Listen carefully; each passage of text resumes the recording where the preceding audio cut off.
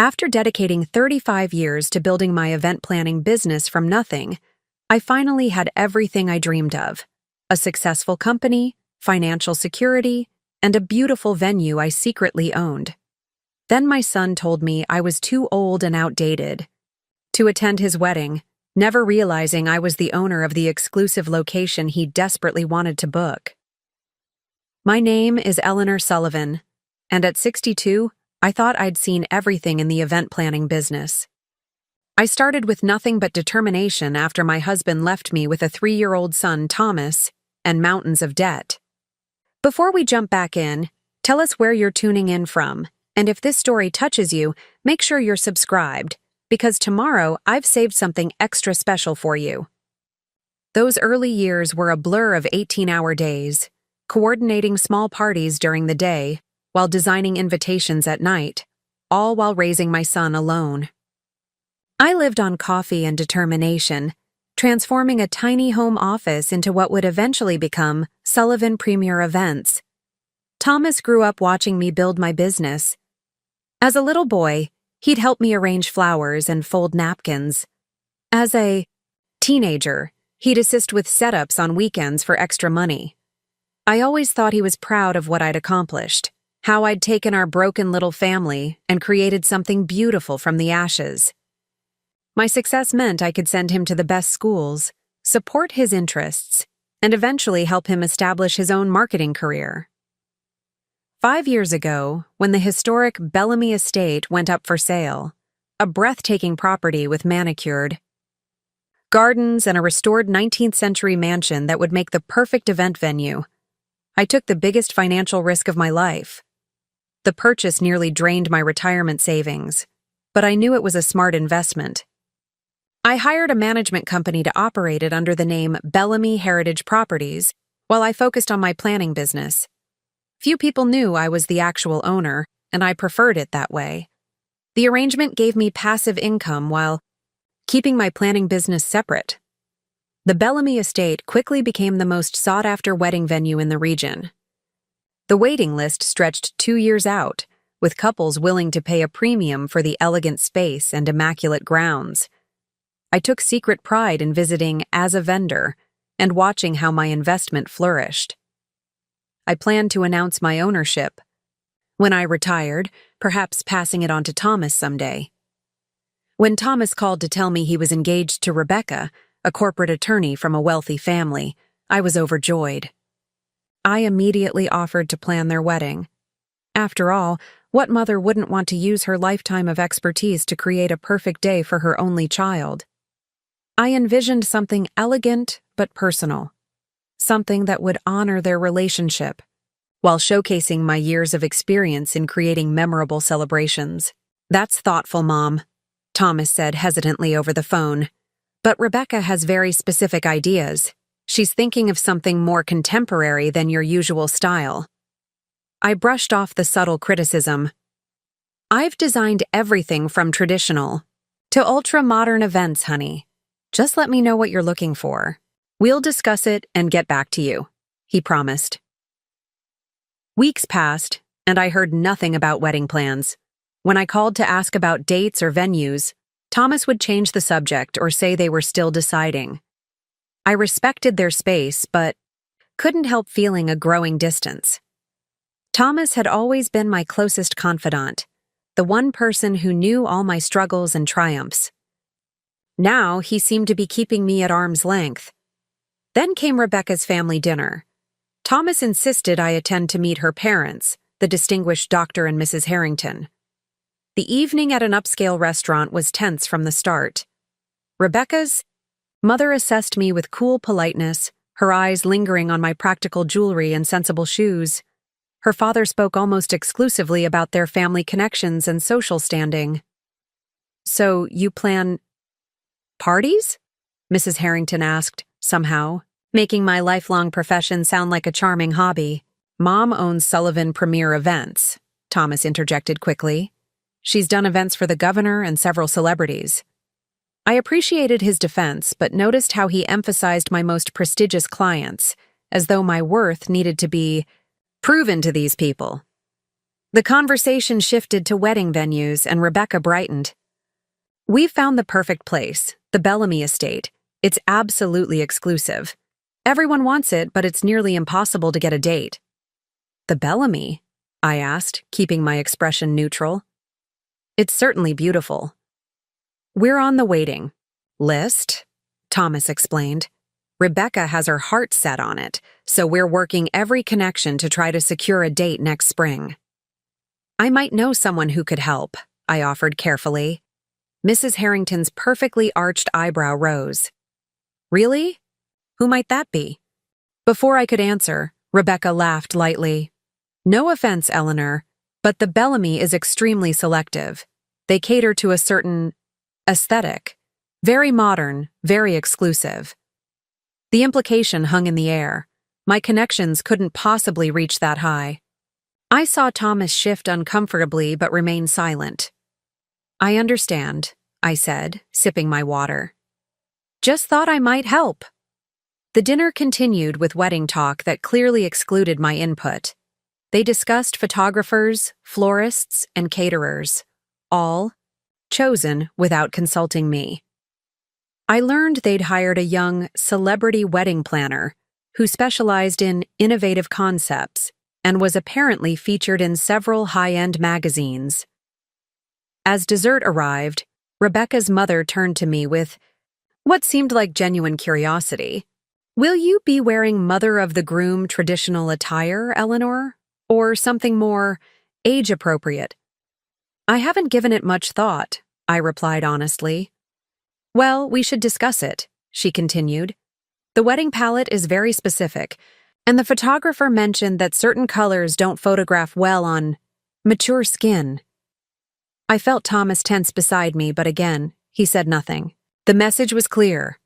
I was being managed, contained, made visually acceptable for their perfect day. After dinner, Thomas walked me to my car while Rebecca stayed behind with her parents. "They mean well, Mom," he said apologetically. "They're just used to a certain way of doing things." "And I'm not part of that way?" I asked quietly. Thomas sighed, running a hand through his hair, a gesture so familiar it made my heart ache. "It's just, Rebecca and her family are worried you might feel out of place with the kind of wedding we're planning. It's going to be very contemporary, very high-end, not the traditional style you're used to." "I see," I said, keys clutched tightly in my hand. "Mom," he hesitated, then seemed to decide to just say it. "They think you might be more comfortable in a background role, not center stage." The words hit like a physical blow. After everything, the years of sacrifice, building a business while raising him alone, teaching him everything I knew about creating beautiful events, my son thought I wasn't sophisticated enough to stand beside him on his wedding day. I drove home in silence, a plan already forming in my mind. If Thomas and the Harringtons wanted the exclusive Bellamy estate so badly, they would certainly get it, along with a lesson they'd never forget. I wasn't always Eleanor Sullivan, owner of a premier event planning business. For most of my life, I was just Ellie Parker, a small-town girl with big dreams who fell in love too young with a charming man named Jack. We married when I was 23, and Thomas was born a year later. Those early years were happy, if modest. Jack worked in sales while I stayed home with our son, occasionally helping friends arrange parties or small celebrations. The fairy tale ended when Thomas was 3. I came home one afternoon to find Jack's closet empty and a note on our kitchen table. "I can't do this anymore," it read. "The responsibility is too much." Along with his wedding ring, he'd left behind $17,000 in credit card debt, an overdue mortgage, and a confused little boy who kept asking when Daddy was coming home. I had no college degree, no substantial work experience, and no family to fall back on. My parents had passed away years earlier, and my only sister lived across the country struggling with her own financial problems. What I did have was a determination that bordered on stubbornness and a natural talent for organization and design. I started small, planning children's birthday parties for neighbors while Thomas played with their kids. I charged barely enough to cover supplies but focused on building a reputation. Preparing and narrating this story took us a lot of time, so if you are enjoying it, subscribe to our channel. It means a lot to us. Now back to the story. Word spread about my creative themes and meticulous attention to detail. Soon, local businesses were hiring me for holiday parties and small corporate functions. Those early years were exhausting. I'd work all day, put Thomas to bed, then stay up until 2 a.m. addressing invitations, designing centerpieces, or researching new trends. Our dining room became my workshop, with fabric swatches, paint samples, and sketches covering every surface. I learned everything on the go, negotiating with vendors, managing client expectations, troubleshooting last-minute disasters. There was no room for error when every dollar mattered. Thomas grew up surrounded by my work. As a toddler, he'd sit beside me sorting color swatches or playing with leftover ribbon. When he started school, he'd help me pack supplies or assemble simple decorations. "We're a team," I always told him. "The Sullivan Dream Team."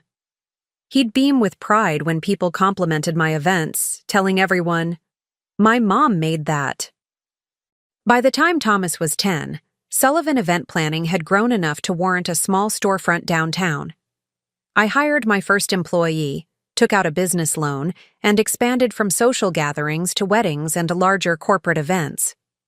The work was still demanding, but seeing my name on that storefront window made every sacrifice worthwhile. As my business grew, so did my reputation. I became known for creating experiences that were both beautiful and meaningful. Celebrations that reflected the personalities and stories of my clients. I wasn't just arranging flowers or selecting linens. I was crafting moments people would remember for a lifetime. Thomas entered his teenage years as my business hit its stride. I could finally afford to give him opportunities I'd never had. Piano, lessons, summer camps, private school. I worked hard to ensure he never felt the financial strain that had defined our early years together. Perhaps I overcompensated at times, wanting him to have everything his father's abandonment might have taken from him. When Thomas left for college, a prestigious university I was immensely proud to help him afford, I channeled my empty nest energy into expanding the business further. I pursued certification in event management, hired more staff, and began targeting more upscale clients. By the time Thomas graduated with a marketing degree, Sullivan Premier Events had an office in the historic district with a team of 12 full-time employees. Thomas briefly worked for me after college, heading our marketing department for 2 years. Those were some of my favorite times, watching my son apply his education to the business I'd built, seeing him grasp concepts that had taken me years to learn through trial and error. He brought fresh ideas and technological knowledge that modernized our approach, but I always knew he had ambitions beyond our family business. When he received an offer from a major marketing firm in the city, I encouraged him to take it, despite the pang I felt watching him pack up his office. "You've given this business enough of your life," he said on his last day. "You should think about your retirement soon, Mom. Enjoy the fruits of your labor." I laughed it off, but his words stayed with me.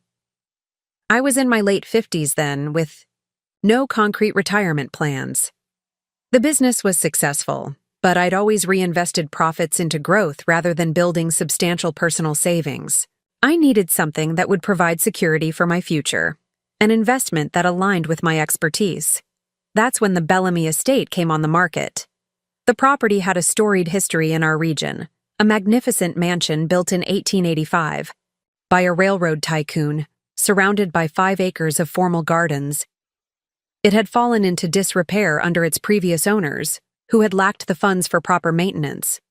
The asking price was steep, but below market value due to the needed renovations. Saw what others didn't: the perfect bones of an exceptional event venue, the ballroom with its soaring ceilings and original crystal chandeliers, the sweeping staircase ideal for dramatic entrances, the gardens that could be restored to their former glory for outdoor ceremonies. I liquidated investments, took out a substantial loan, and made the purchase that terrified and exhilarated me in equal measure.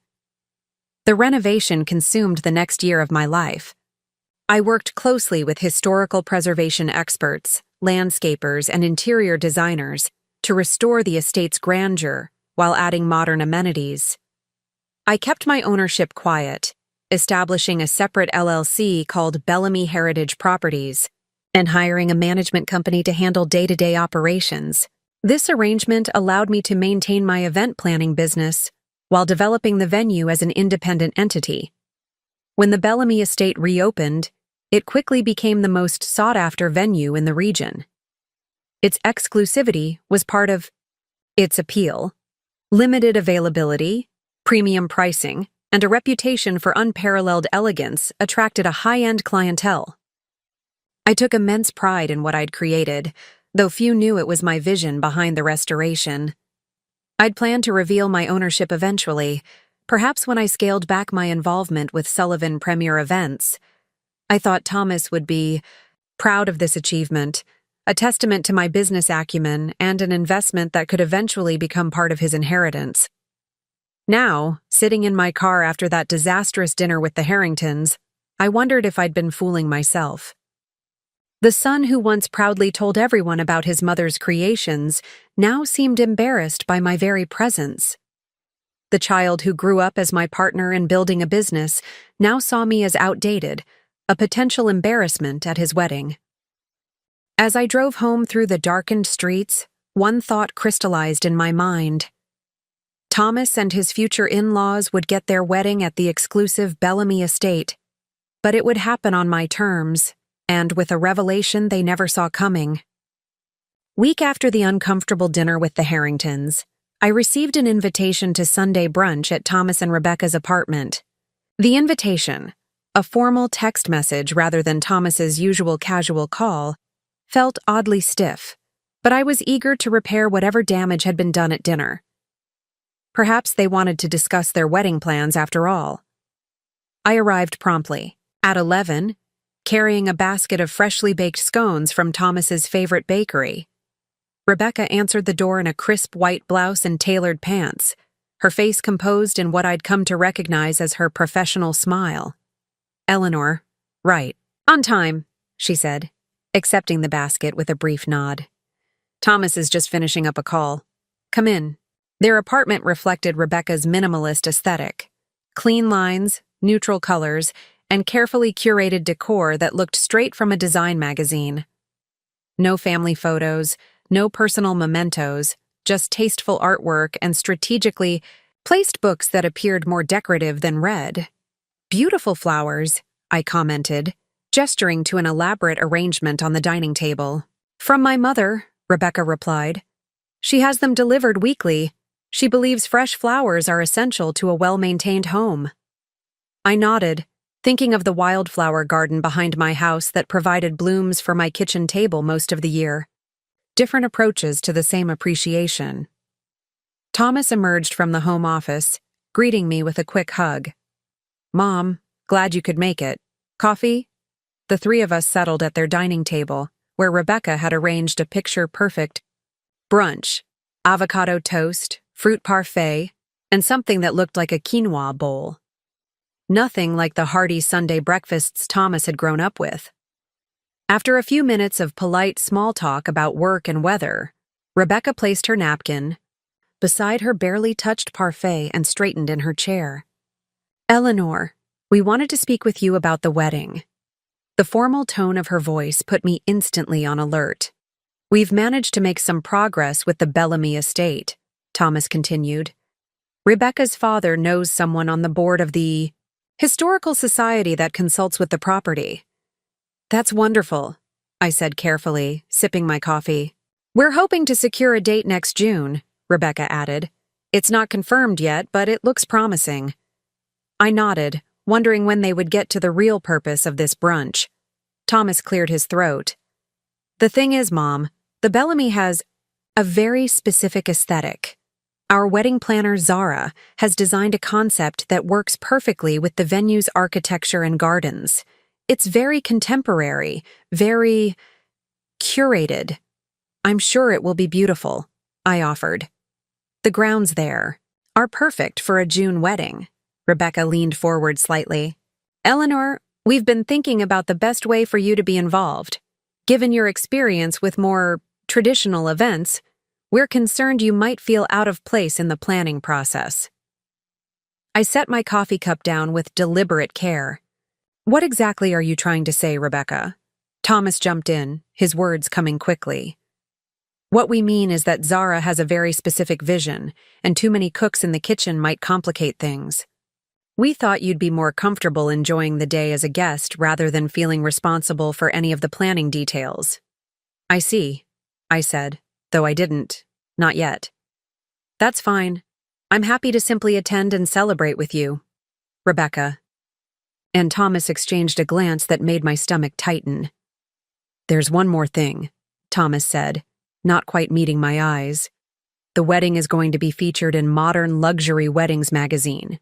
They're doing a spread on innovative celebrations at historical venues. That's quite an honor, I said, genuinely impressed despite my growing unease. It is, Rebecca agreed, a note of pride in her voice. But it means everything has to be absolutely perfect. The magazine has certain aesthetic requirements. What Rebecca is trying to say, Thomas interjected, is that they're looking for a very specific visual composition. Everyone in the main wedding party will need to fit certain parameters for the photography. The realization of what they were implying hit me like a physical blow. I sat back in my chair, momentarily speechless. Rebecca continued in her measured, professional tone. Eleanor, we value your role as Thomas's mother, but we've been discussing whether a more background position might be best for the official ceremony and photographs. Background position? I repeated, my voice sounding distant to my own ears. Thomas reached across the table as if to take my hand, then seemed to think better of it.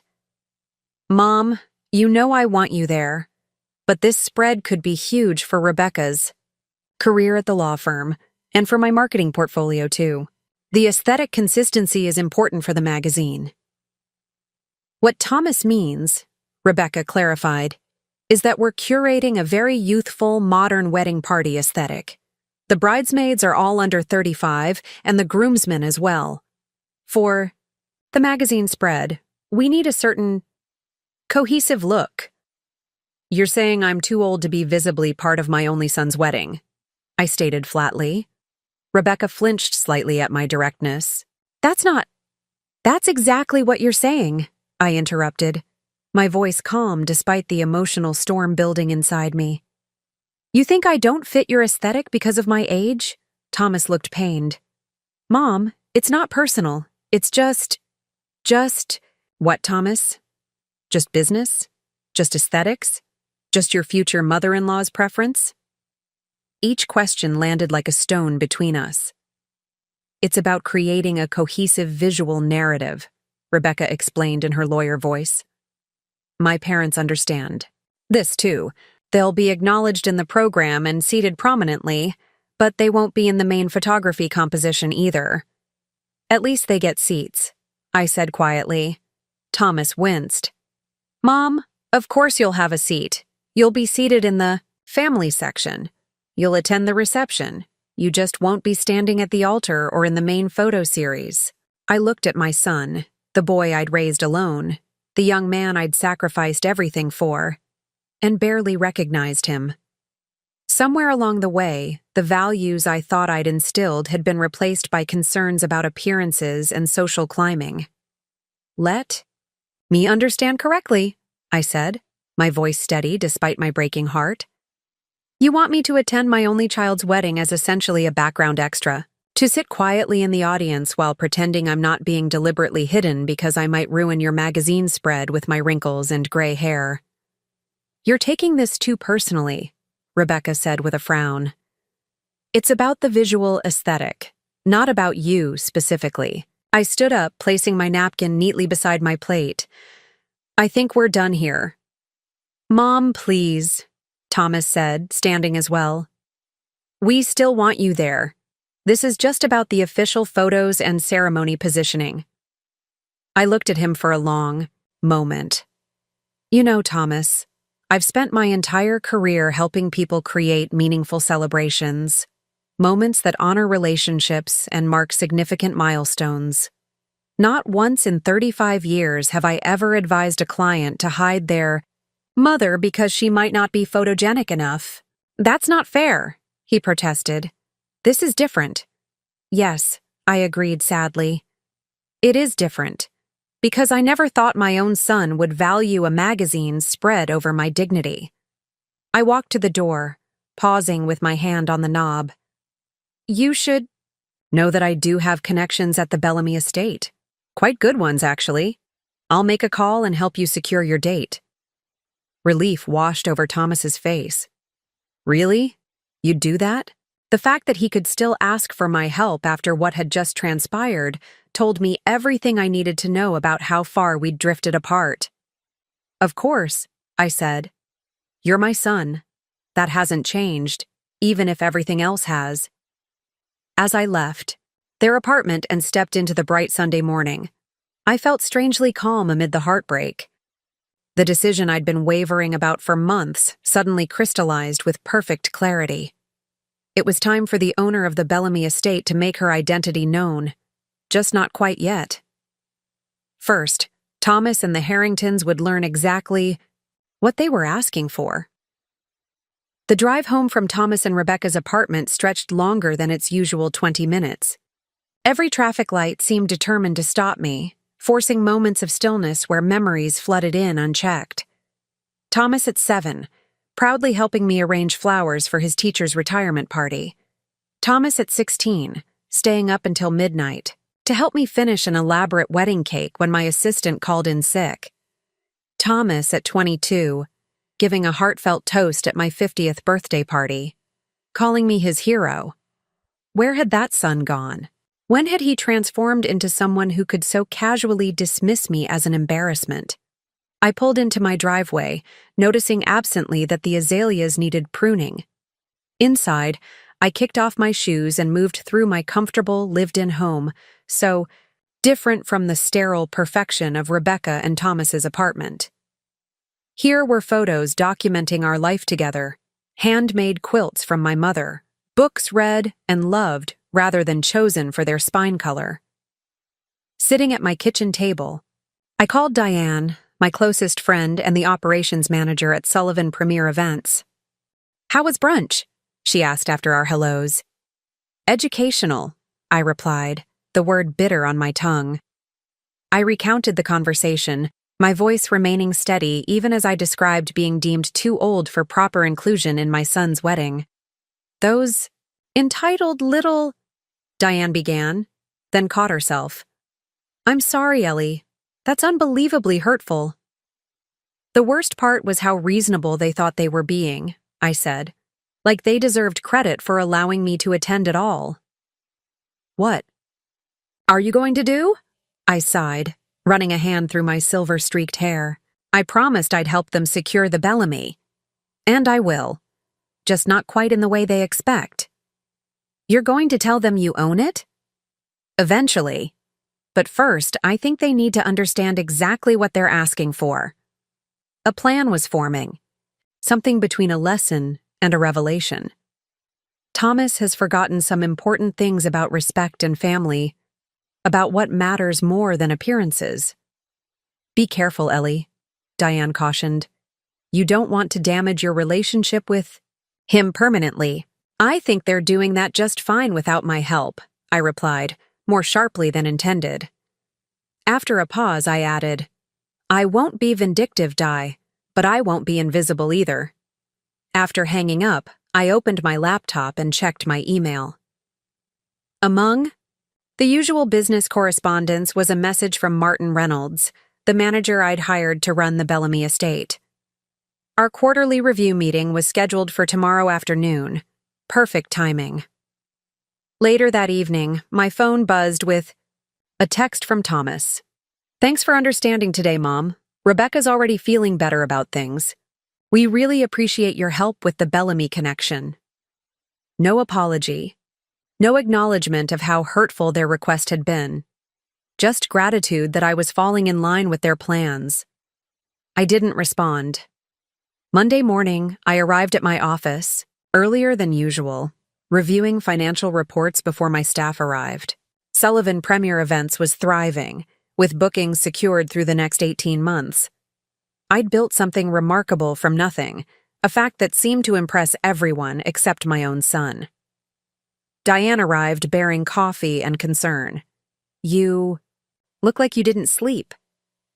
"I had better things to do," I replied, showing her the preliminary sketches I'd worked on until the early hours, designs for an event space renovation at the Bellamy that I'd been contemplating for months. "These are gorgeous," she said, examining the detailed renderings. "But is now the best time to focus on a major renovation, with everything happening with Thomas?" "Now is exactly the right time," I answered. "Sometimes spaces need to evolve to reach their full potential. Sometimes people do too." Throughout the day, I handled client meetings with my usual attentiveness, but my mind kept returning to my afternoon appointment at the Bellamy.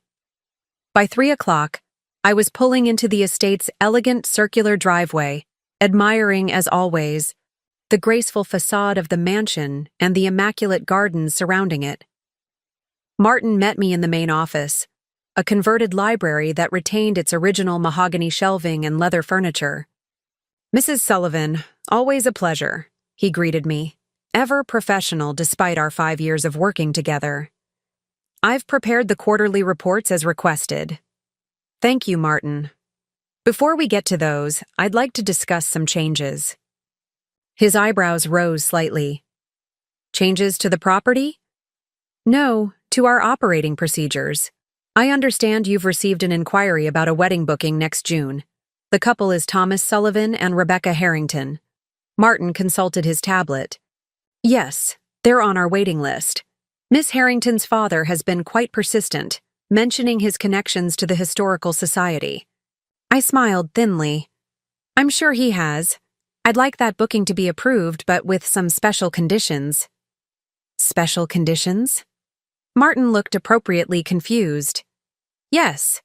I'll be taking personal oversight of this event. The couple and their families should be given the impression that special accommodations are being made due to their connections, but I'll be making all final decisions about the arrangements." Martin's professional demeanor slipped momentarily. "Mrs. Sullivan, forgive me for asking, but does your son know that you own the Bellamy?" "He does not. And for now, I'd like to keep it that way." "I see." Martin hesitated, then asked carefully, "May I ask why?" I considered how much to share with this man who had competently managed my investment for years, but knew little about my personal life. "My son and his fiancée have some misconceptions about what makes a wedding meaningful," I finally said. "They're focused on creating a perfect image rather than a genuine celebration. They've decided that I'm too old to fit their aesthetic vision." Understanding dawned in Martin's eyes. "And you want to teach them a lesson?" "I want to give them an opportunity to reconsider their priorities," I corrected, though he wasn't entirely wrong. Sometimes people need to see the consequences of their choices before they can make better ones. "And the special conditions?" I outlined my plan, watching as Martin's expression shifted from professional neutrality to cautious approval. "It's unorthodox," he said when I finished. "But as the owner, it's entirely your prerogative. I'd like to begin by having them come for a tour and preliminary planning session. Perhaps next Monday? And Martin, I'd appreciate it if you'd treat me as a special consultant brought in for this event, not as the owner." "Of course, Mrs. Sullivan. I'll make the arrangements." As I left the Bellamy estate, I felt the first stirrings of something beyond hurt, a renewed sense of purpose. If Thomas and Rebecca wanted the perfect wedding at the perfect venue, they would get exactly that. But on terms they couldn't yet imagine. That evening, Thomas called. I let it go to voicemail, then listened to his message. "Mom, great news. Rebecca's dad just heard from his contact that the Bellamy might have an opening next June. They want us to come in for a meeting next week. Whatever strings you pulled, thank you. Call me back? I texted instead. Glad it worked out. I'll be there too. They've asked me to consult on the planning as a favor to you. His reply came quickly. Really? That's unexpected. Rebecca was planning to work with Zara. The Bellamy has its own procedures. I wrote back. This is part of securing the date. Unless you're not interested anymore? The response took longer this time. No, we definitely want the Bellamy. I'll tell Rebecca you'll be at the meeting as a consultant. Thanks again, Mom. I put my phone down and gazed out at my garden, where evening shadows stretched across the flowers I'd planted and tended over years. Relationships, like gardens, required care and attention. Sometimes they also required pruning, cutting back the unhealthy growth to allow something stronger to emerge. Thomas had forgotten the values I thought I'd instilled in him. Perhaps it was time for a painful but necessary reminder of what truly mattered. Not appearances or magazine spreads, but the authentic connections between people who loved each other, wrinkles, gray hair, and all. That night, sleep eluded me. I lay awake in the darkness, replaying that brunch conversation in my mind. Each remembered word stung afresh: aesthetic consistency, background position, visual narrative. Such carefully chosen terminology to disguise the simple, hurtful truth. My son and his fiancée were ashamed of how I looked. Around 3 a.m, I gave up on sleep altogether. Wrapping myself in my favorite cardigan, I padded downstairs to the kitchen and made a cup of chamomile tea. The house was quiet, except for the occasional creaking of the old wooden floors, a sound Thomas used to say was the house talking to us when he was little. I found myself in the spare bedroom that doubled as storage for family memorabilia. Opening an old cedar chest, I pulled out Thomas's baby album. There we were in the hospital, me looking exhausted but radiant, cradling my newborn son. Later pages showed his first steps, birthday parties, school plays, all the milestones I'd documented so carefully. In nearly every photo, we were together. The Sullivan Dream Team. One picture in particular caught my attention. Thomas at about 12, standing proudly beside me at his school's career day. I'd given a presentation about event planning, bringing samples of invitations and miniature table settings. In the photo, Thomas had his arm around my waist, grinning widely. The caption, written in his childish scrawl, read, "Me and Mom, the best team ever." When had that proud boy turned into a man who saw me as an embarrassment? What had I missed in his growing up that allowed such a fundamental shift in values? Setting the album aside, I noticed Thomas's old sketchbook on a nearby shelf. He'd gone through an artistic phase in high school, showing genuine talent before marketing captured his interest. I flipped through pages of drawings, landscapes, still lifes, and several portraits of me. In one, I was arranging flowers, my face focused in concentration. In another, I was laughing, head thrown back in genuine joy. He'd captured something essential about me in those sketches, a vitality and presence that had nothing to do with age or appearance. The contrast between those loving portraits and his current attitude toward me was jarring. It wasn't just the request to stay in the background that hurt. It was the realization that my son had adopted values so contrary to everything I thought I'd taught him. Somehow, the genuine appreciation for substance over style, for character over appearance, had been lost. By dawn, my sadness had crystallized into something more complex, a mixture of hurt, disappointment, and determination. I showered and dressed with particular care, choosing a tailored pantsuit in deep teal that I knew brought out the color of my eyes. I might be 62, but I wasn't going to hide in beige. At the office, I buried myself in work, finalizing details for an upcoming charity gala. Diane watched me with concern, but knew better than to press. Around midday, she placed a sandwich, beside my keyboard. "You need to eat," she said simply. I glanced up from my computer. "I'm not hungry." It wasn't a question. She sat in the chair across from my desk. "How are you really doing, Ellie?" I set down my pen and considered the question. I keep thinking about all the times I put Thomas first. The client meetings I rescheduled to attend his soccer games. The night I stayed up retyping his term paper after his computer crashed. The business trips I declined because they conflicted with his school events. I shook my head. I never once thought of any of it as a sacrifice. It was just being his mother. "You were a wonderful mother," Diane affirmed. "You still are." Then why does it feel like I failed somehow? Like I raised someone who cares more about appearances than substance? Diane considered this. "Maybe it's not about your parenting. People change when they enter different social circles. Rebecca and her family clearly have a strong influence on him. But shouldn't his core values be more resilient than that?" I unwrapped the sandwich absently. I keep thinking about my mother. She was so proud of her wrinkles. She used to say they were evidence of a life well lived.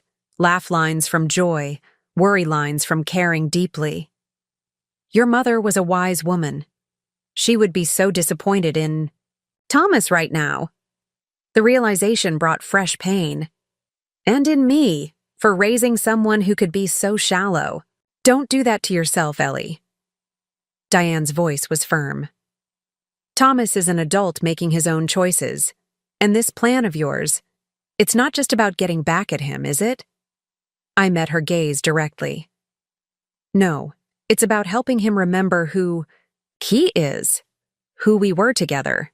Before he makes a mistake he'll regret for the rest of his life. The mistake being becoming someone he's not, trading authenticity for status." I took a bite of sandwich, suddenly realizing I was hungry after all. Or maybe I'm just a foolish old woman who can't accept that her son has outgrown her. You're many things, Eleanor Sullivan, but foolish isn't one of them. That afternoon, I received an email confirmation of Monday's appointment at the Bellamy estate.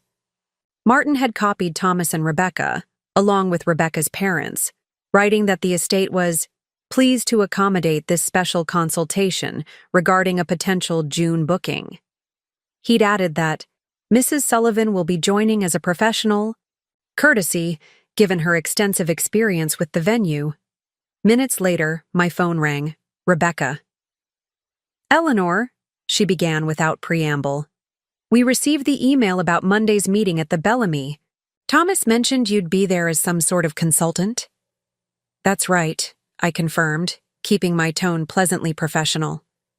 "The Bellamy occasionally brings me in for special events. I've worked with them for years." "I see," her tone suggested. She didn't see at all. "Well, we're working with Zara Patel for our planning. She's quite in demand. Perhaps you've heard of her? She's done several celebrity weddings recently." "The name sounds familiar," I lied smoothly. I knew exactly who Zara was, a talented but inexperienced planner who specialized in Instagram-worthy setups that photographed beautifully but often lacked practical functionality. "We're hoping to keep our vision intact," Rebecca continued. "The Bellamy is perfect for the modern classic aesthetic we're creating. I'm sure the Bellamy will do everything possible to accommodate your vision," I assured her. "I'll be there, purely in an advisory capacity." "Wonderful. And Eleanor," she hesitated, "about Sunday's conversation. I hope you understand we weren't trying to exclude you. It's just that this feature is so important for both our careers." The non-apology stung. "I understand exactly what you were saying, Rebecca." The silence that followed suggested she caught my meaning. "Well, we'll see you Monday then. 1 o'clock. After hanging up, I sat motionless, staring at the phone. The conversation confirmed what I already suspected. Rebecca saw me as an obstacle to overcome, not as Thomas's mother deserving of respect. Sadness washed over me anew, but beneath it was a strengthening resolve. I would not allow myself to be diminished for someone else's comfort or convenience. Not after the life I'd built. Not after everything I'd overcome. That evening, I canceled my usual dinner plans with friends and drove instead to the Bellamy estate. The property was closed to the public after 6 p.m., but as the owner, I had full access. I wanted to walk the grounds alone, to reconnect with what this place meant to me. Twilight softened the formal gardens as I strolled the paths I knew by heart. The wisteria-covered pergola where countless couples had exchanged vows.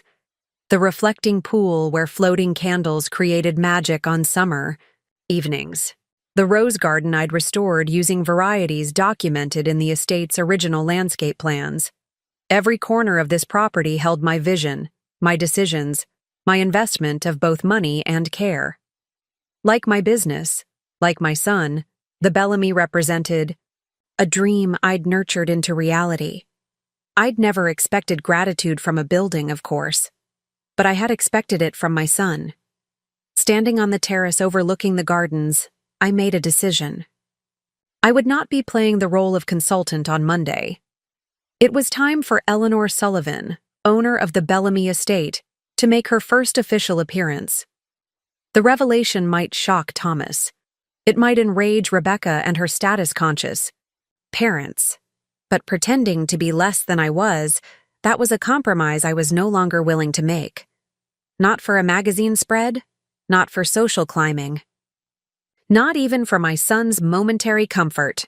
Whatever happened next, I would face it as my authentic self, silver hair, earned wrinkles, and all. Monday arrived with a clarity that follows decisive action. I chose my outfit with deliberate care. Aichi, burgundy suit that projected confidence and authority, accented with a vintage brooch my mother had left me. My only concession to vanity was a touch more makeup than usual, not to appear younger, but to ensure I looked my best for what would undoubtedly be a challenging encounter. I arrived at the Bellamy 30 minutes before the scheduled meeting, finding Martin waiting in the main foyer. "Everything is prepared as you requested, Mrs. Sullivan," he informed me. "The contracts are in the library, along with the portfolio of available options." "Thank you, Martin. Has anything changed about our plan?" He hesitated. "I received a call from Miss Harrington this morning. She asked about bringing their wedding planner, Zara Patel, to the meeting. I informed her that today's discussion was specifically for the potential clients and yourself as our consultant." I nodded. "Good. And she accepted that?" "With reluctance.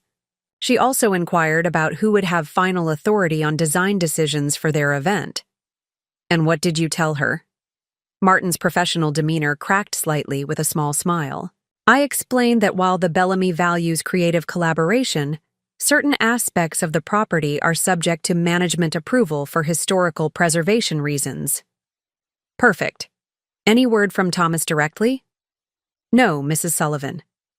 I glanced at my watch. "They should be arriving soon. Would you send them to the main salon rather than the library? I think that setting will be more appropriate for what I have in mind." Martin nodded and departed, leaving me alone in the foyer. I took a moment to absorb the grandeur of the space, the sweeping staircase, the original crystal chandelier, the marble floors that had been carefully restored under my direction. Every detail reflected choices I had made as the property's owner. Today, Thomas would finally learn that truth. At precisely 1 o'clock, I heard car doors closing in the circular drive.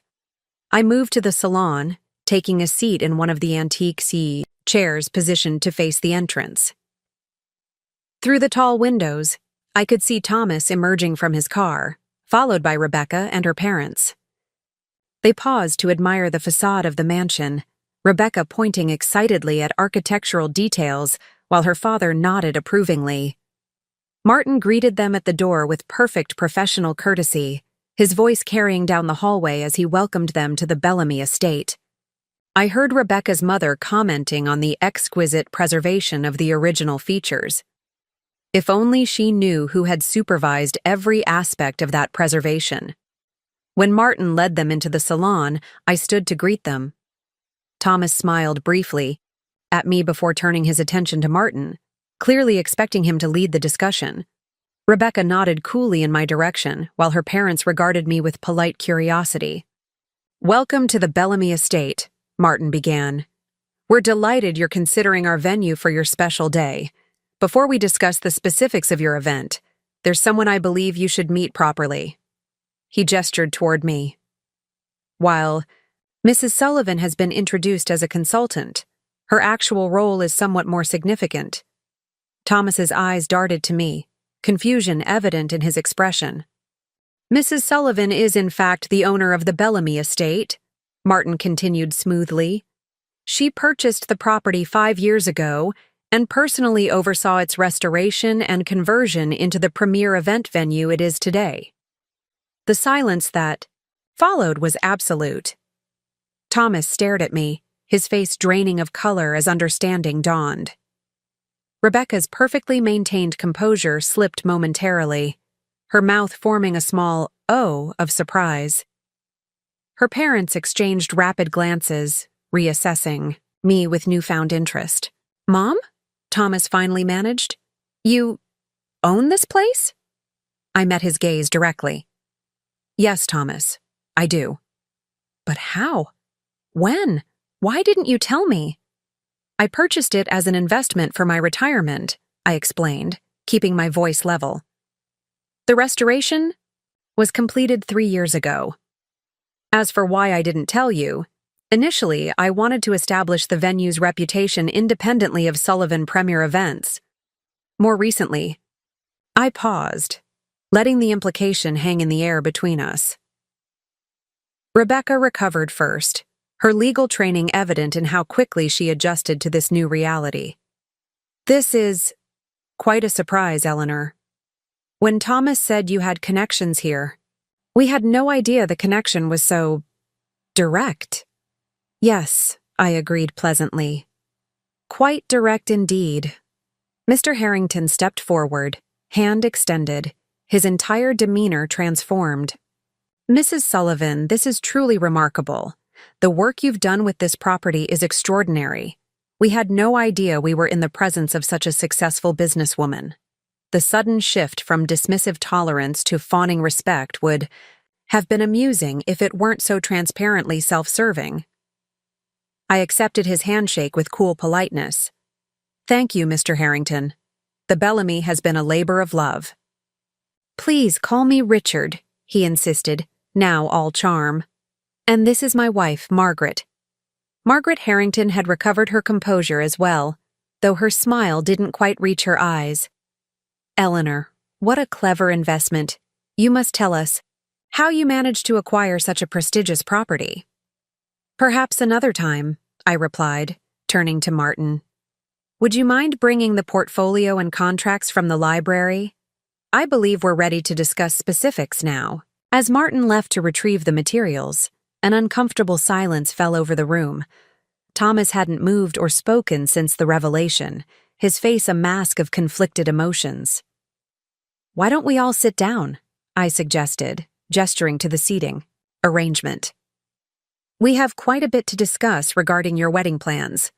Rebecca took Thomas's arm, guiding him to a love seat while her parents chose chairs opposite mine.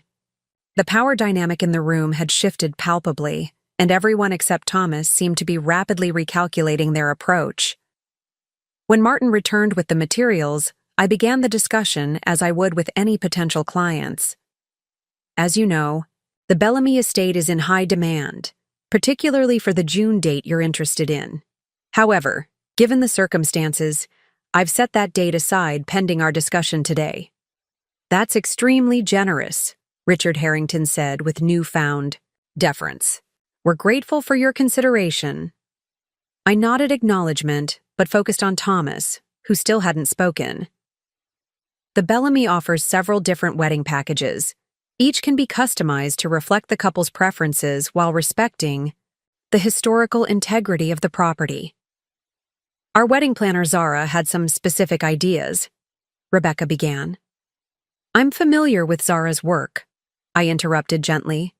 "While she's certainly talented, The Bellamy requires experienced vendors who understand the property's unique requirements.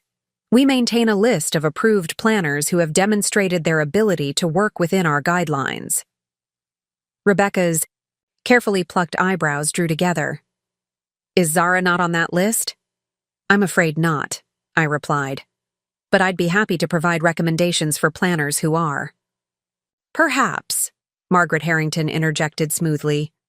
Given your obvious expertise, Eleanor, you might consider handling the planning yourself? I'm sure no one knows this venue better than its owner. The suggestion was so transparent I nearly laughed aloud. Just days ago, these people had deemed me too old and outdated to be visible at my son's wedding. Now that they knew I controlled the venue they desperately wanted, suddenly my experience was valuable. That's a generous offer, Margaret, but I don't think that would be appropriate. I turned to Thomas, who finally met my gaze. After all, I understand you're looking for a very specific aesthetic for your wedding. Something modern, youthful, and photogenic for the magazine spread. I wouldn't want how did you put it? My outdated perspective to interfere with your vision. Thomas flinched at hearing his own words reflected back to him.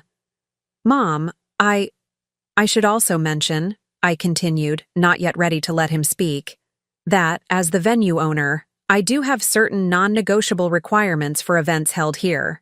Among them is my presence at any meeting regarding design decisions. I trust that won't conflict with your plans for a background position for anyone who might not fit your preferred aesthetic. The color that had drained from Thomas's face now returned, as a flush of shame. Rebecca looked at him questioningly, clearly not understanding the references. There appears to be some misunderstanding, Richard Harrington said cautiously. Of course we would welcome your input on all aspects of the wedding, Eleanor. Your experience would be invaluable. Would it? I asked, my voice still pleasant, but with an edge that couldn't be missed. Because at our last discussion, I was given the impression that my age made me unsuitable for visible inclusion in this event. Margaret Harrington's eyes widened slightly. I'm sure there's been some confusion. We've always respected your relationship to Thomas. My relationship, I repeated slowly. You mean as his mother? The woman who raised him alone after his father abandoned us? The woman who built a business from nothing to provide him with opportunities and security? That relationship? The tension in the room thickened. Thomas finally found his voice, though it emerged strangled with emotion. Mom, please. Can we talk about this privately? I regarded him steadily, seeing both the man he had become and the boy I had raised. Yes, Thomas, I think we should. Martin, would you mind showing the Harringtons the gardens while my son and I have a conversation? Martin, ever professional despite the dramatic scene unfolding, promptly offered to conduct a tour. The Harringtons, clearly relieved at the escape opportunity, followed him from the room, leaving Thomas and me alone in the salon. The confrontation I had both dreaded and needed was finally at hand. After the door closed behind the Harringtons, Thomas and I remained in silence for a long moment. He stood by the window, silhouetted against the garden view, his posture rigid with tension. I stayed seated, allowing him the space to process everything that had just happened. You own the Bellamy, he finally said, his voice low and stunned. All this time you owned it. Yes. Why didn't you tell me? He turned to face me, his expression a complex mixture of confusion, hurt, and embarrassment. I was going to, I replied honestly. Initially, I kept it quiet because I wanted to establish the venue's reputation on its own merits, not as an extension of Sullivan Premier events. Then it just became easier not to mention it. Easier? Mom, this is huge. This place is... He gestured around at the elegant salon, the perfectly restored moldings, the gleaming hardwood floors. It's incredible. It must have cost a significant portion of my retirement savings? Yes, it did. It was an investment in my future. Thomas ran a hand through his hair, a gesture so familiar it made my heart ache despite everything. I don't understand why you wouldn't share something this important with me. I was planning to tell you eventually, I said. But then you met Rebecca, and suddenly there seemed to be parts of my life you were less interested in knowing about. His eyes dropped to the floor. That's not fair, isn't it? I leaned forward slightly. Thomas, when was the last time you asked me about my business? About my plans for the future? About anything in my life that didn't directly relate to what I could do for you? The question hung between us, unanswered and damning. And then, of course, there was Sunday's brunch, I continued, my voice quieter now. Where I learned that I was too old and visually unappealing to be properly included in your wedding? Mom, that's not what we meant. It's exactly what you meant, I interrupted, my calm finally slipping. You and Rebecca and her parents made it perfectly clear that I didn't fit your aesthetic vision, that my presence would detract from the, perfect magazine spread you're hoping for. Thomas had the grace to look ashamed. It came out wrong. Did it? Because it seemed very deliberately worded to me. Very carefully explained that my role should be minimized for the sake of visual cohesion. The hurt I'd been containing broke through, making my voice tremble slightly. Do you have any idea how that felt? To hear my own son suggest I should be hidden away because I'm too old to be photogenic enough? I never said... You didn't have to say it explicitly. It was implicit in every carefully chosen word. I took a deep breath, steadying myself. The son I raised would never have judged someone's worth by their appearance or age. He would never have placed a magazine spread above treating people with dignity and respect. Thomas moved from the window to sit across from me, his face troubled. It's complicated, Mom. This wedding is important for both our careers. Rebecca's firm is very image-conscious, and my marketing portfolio would benefit significantly from the feature. So, I've heard. Repeatedly. I shook my head. What I haven't heard is anything about love, or commitment, or building a life together based on mutual respect and shared values. Of course we love each other, Thomas protested, but something flickered in his eyes. Doubt. Perhaps, or recognition. Do you? Because from what I've seen, you love what she represents. Status, connections, a certain lifestyle. And she loves what you could become with the right polishing. The words were harsh, but I couldn't hold them back any longer. Thomas, when did appearances become more important to you than substance? He didn't answer immediately, his gaze drifting to the formal gardens visible through the window. When he finally spoke, his voice was subdued. Things are different now, Mom. Social media, personal branding, it all matters for career advancement. Rebecca understands that world. And I don't. I finished for him. Because I'm just an old woman who built a successful business through hard work and integrity rather than Instagram filters. That's not what I... He stopped, sighing heavily. I don't know how we got here. We got here one compromise at a time, I said gently. One small surrender of your authentic self after another, until you became someone who could look his mother in the eye and tell her she doesn't fit the aesthetic of his wedding. Thomas winced. When you put it that way. How else should I put it? He was silent again, a battle visibly waging behind his eyes. So what happens now? Are you going to refuse to let us have the wedding here? Is that why you kept your ownership secret until now? To make some kind of point?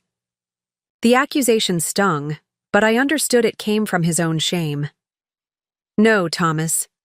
I didn't plan this revelation as some elaborate revenge scheme. I kept my ownership quiet because it was my business decision to make. I revealed it today because I refuse to pretend to be less than I am to make you and the Harringtons comfortable. So the venue is still available to us? I studied my son's face. The face I knew better than my own, now etched with unfamiliar lines of status anxiety and social climbing. The venue is available, yes. With conditions. His shoulders tensed. What conditions? First, I will have approval over all vendors, including the wedding planner. Second, I will be involved in all major design decisions as the venue owner. And third, I paused, holding his gaze steadily. I will be fully and visibly included in your wedding as your mother, not hidden away to preserve some artificial aesthetic. Thomas's expression shifted through several emotions: frustration, calculation, and finally, a hint of the recognition I'd been hoping for. And if we don't agree to those terms? Then you're welcome to book another venue, I answered simply. One where you won't have to worry about including an unfashionably aged mother in your perfect photos. The bluntness of my reply seemed to break through something in him. He leaned forward, elbows on his knees, head bowed slightly. I've really messed up, haven't I? It was the first genuine moment between us in months, and it loosened something tight in my chest. Yes, you have. I never meant to hurt you, Mom. Things with Rebecca's family, it's like entering a different world. Everything is about appearances and connections. I got caught up in it. I noticed, I said dryly, but with less edge than before. Thomas looked up, meeting my eyes directly for what felt like the first time in ages. For what it's worth, I'm sorry. Really sorry. What we said at brunch was inexcusable. The apology was a start, but we both knew it wasn't enough. Thank you for saying that. But Thomas, I'm not just hurt by what you said on Sunday. I'm concerned about the person you're becoming. Someone who would even think those things. Let alone say them. He didn't deny it, which gave me a flicker of hope. Perhaps the son I'd raised wasn't entirely lost after all. So where do we go from here? He asked. That depends on what you want more. The perfect-looking wedding that obscures your mother's existence, or an authentic celebration that honors the relationships that actually matter. Before Thomas could answer, the salon door opened to readmit the Harringtons, their tour of the gardens apparently concluded. I could see from their carefully composed expressions that they'd been strategizing during their absence. Rebecca immediately moved to Thomas's side, her hand possessively on his shoulder. The gardens are absolutely stunning, Thomas. I can already envision our ceremony under that beautiful pergola. Richard Harrington stepped forward, all business charm. Eleanor, I believe we may have started on the wrong foot. Margaret and I want to assure you that we have the utmost respect for your relationship with Thomas and your obvious business acumen. Whatever misunderstandings have occurred, I'm sure we can work through them like the family we're about to become. Family. The word hung in the air between us like a question mark. Was that what they were offering? Or just another calculated move to secure the venue they wanted? Before I could respond, Martin returned with refreshments and the contracts we'd need to proceed if Thomas and Rebecca decided to book the Bellamy. The moment of truth had arrived. Would Thomas choose the path of authenticity or continue down the road of appearances and social climbing? I watched my son carefully, wondering which version of him would make this crucial decision. Martin arranged a silver tea service on the inlaid mahogany table, the fine china cups clinking softly as he set them down. The formality of the refreshments seemed to underscore the tension in the room. No one reached for the tea. Perhaps we should continue our discussion, I suggested, breaking the uncomfortable silence. As I was explaining to Thomas, the Bellamy is available for your June date, with certain conditions that reflect our standard policies. Margaret Harrington's smile tightened almost imperceptibly. We're sure any conditions would be reasonable, given the circumstances. The carefully chosen phrase, given the circumstances, wasn't lost on me. The implication was clear. They expected special treatment now that they knew I was Thomas's mother. Our first condition involves approved vendors, I continued, ignoring the implication. The Bellamy maintains a curated list of professionals who understand the unique requirements of a historical property. All vendors must come from this list. Rebecca's posture stiffened. Including the wedding planner? especially the wedding planner, I confirmed. The coordinator is essential in ensuring all aspects of the event respect the venue's guidelines. But we've already engaged Zara, Rebecca protested. She's been working on concepts for months. I understand, but I'm afraid this isn't negotiable. However, I added, seeing her expression darken, Zara is welcome to collaborate with one of our approved planners if that would help preserve elements of your vision. Rebecca looked to Thomas expectantly, clearly assuming he would intervene on her behalf. Thomas, however, seemed unusually thoughtful, his earlier defensiveness replaced by something more reflective. What other conditions are there, Mom? He asked quietly. As the owner, I require involvement in all major design decisions, I said, not to override your preferences, but to ensure compatibility with the property. Richard Harrington nodded reasonably. That seems fair. The Bellamy's reputation for excellence must be maintained. And finally, I continued, meeting Thomas's eyes directly, I will attend all planning meetings and will be fully included in the wedding as the mother of the groom, visible, present, and recognized. The atmosphere in the room shifted subtly. Rebecca's eyes narrowed and she exchanged a quick glance with her mother. Of course you'll be included, Eleanor, Margaret said with practiced warmth. We never suggested otherwise. Actually, Thomas interrupted, surprising everyone. We did. At Sunday's brunch, we told Mom she should take a background position because she didn't fit our aesthetic for the magazine spread. His candor seemed to stun the Harringtons. Rebecca's cheeks flushed pink. Thomas, she hissed. This isn't the time. No, it is the time, he countered, straightening in his seat. My mother deserves an apology from all of us, but especially from me. What we said was hurtful and wrong. I hadn't expected this. Certainly not so soon. A complicated mixture of emotions washed through me. Pride in Thomas's moment of integrity, cautious hope that he might be remembering his true self, and wariness that this might be a strategic performance for the sake of securing the venue. Richard Harrington, ever the diplomat, stepped smoothly into the awkward moment.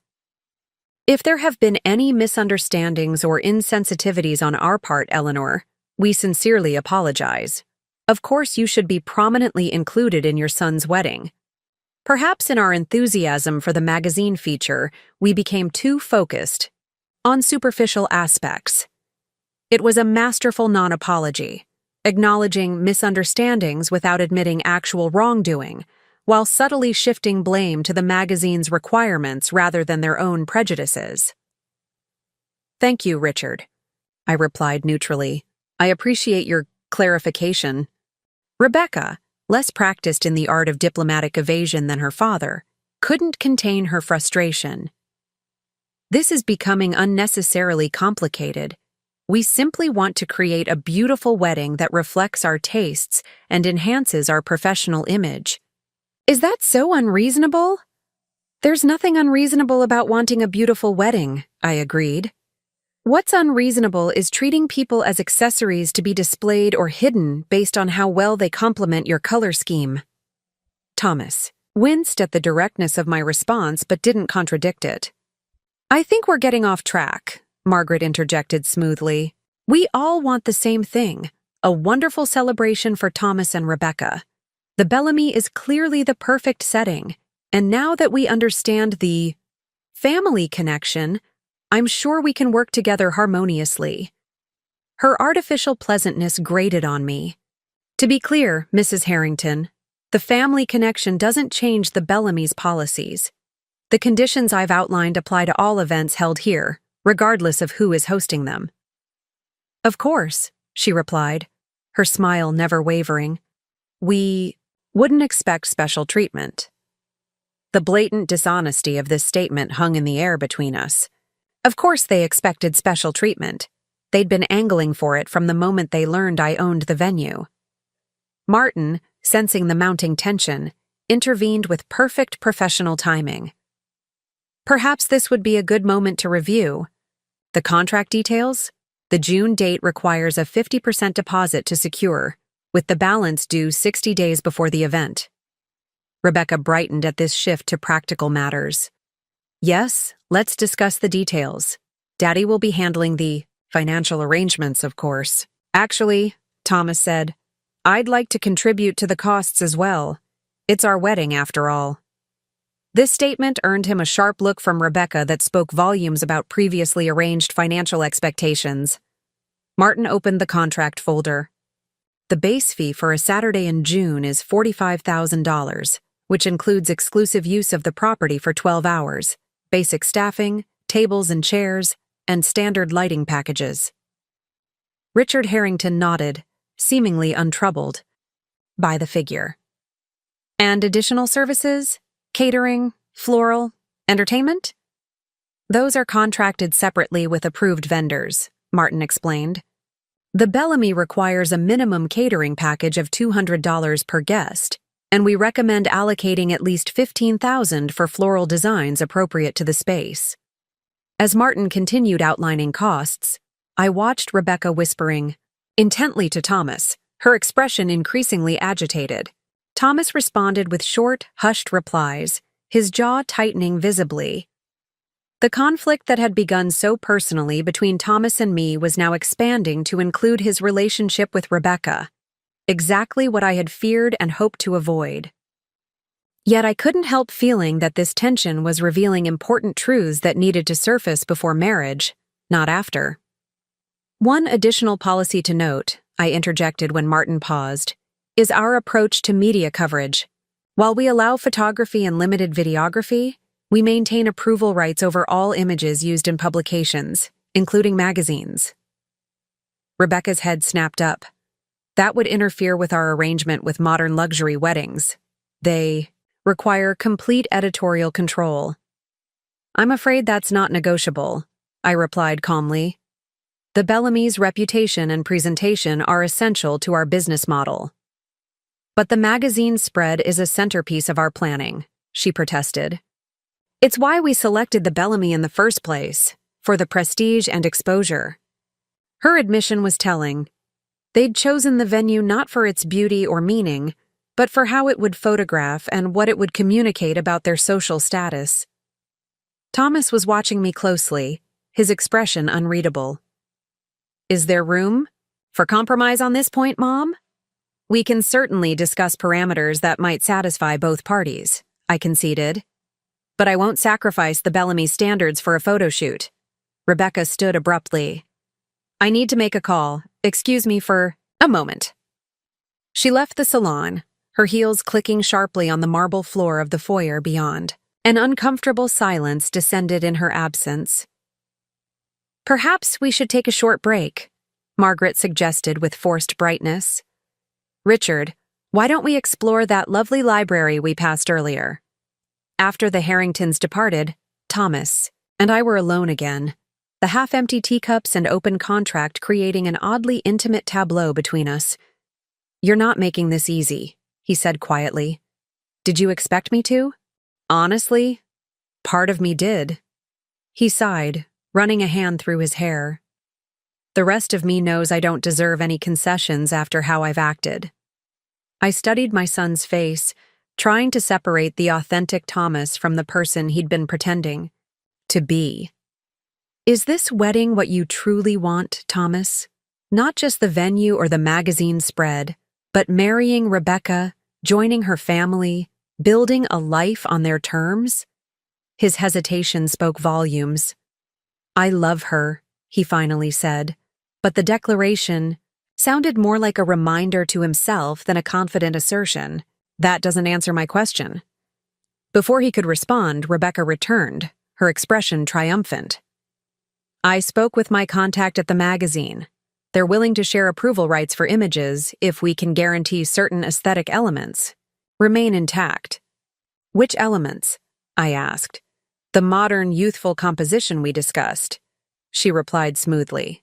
The magazine is particularly interested in the contrast between contemporary styling and the historical setting. The euphemisms were back, carefully disguising her continued intention to minimize my presence. The brief hope I'd felt at Thomas's apology began to fade. The Harringtons returned as well, with Richard immediately taking charge of the conversation. Eleanor, after considering your conditions, we're prepared to move forward with booking the Bellamy, with one additional request of our own. And what would that be? Given your relationship to Thomas, we think it would be appropriate for you to offer the family discount that I understand is sometimes extended to the Bellamy's most valued clients. The naked opportunism of the request was breathtaking. Not an hour ago, these people had considered me barely worth acknowledging. Now that they knew I controlled something they wanted, they were not only expecting my full cooperation, but also a financial concession. I glanced at Thomas, wondering if he would recognize the audacity of his future father-in-law's request. His expression had hardened, but whether in embarrassment or support of the Harringtons, I couldn't tell. The next few minutes would reveal whether our relationship could be salvaged, or if the gulf between us had grown too wide to bridge. A family discount. I repeated the words slowly, testing their weight. That's an interesting request, Richard.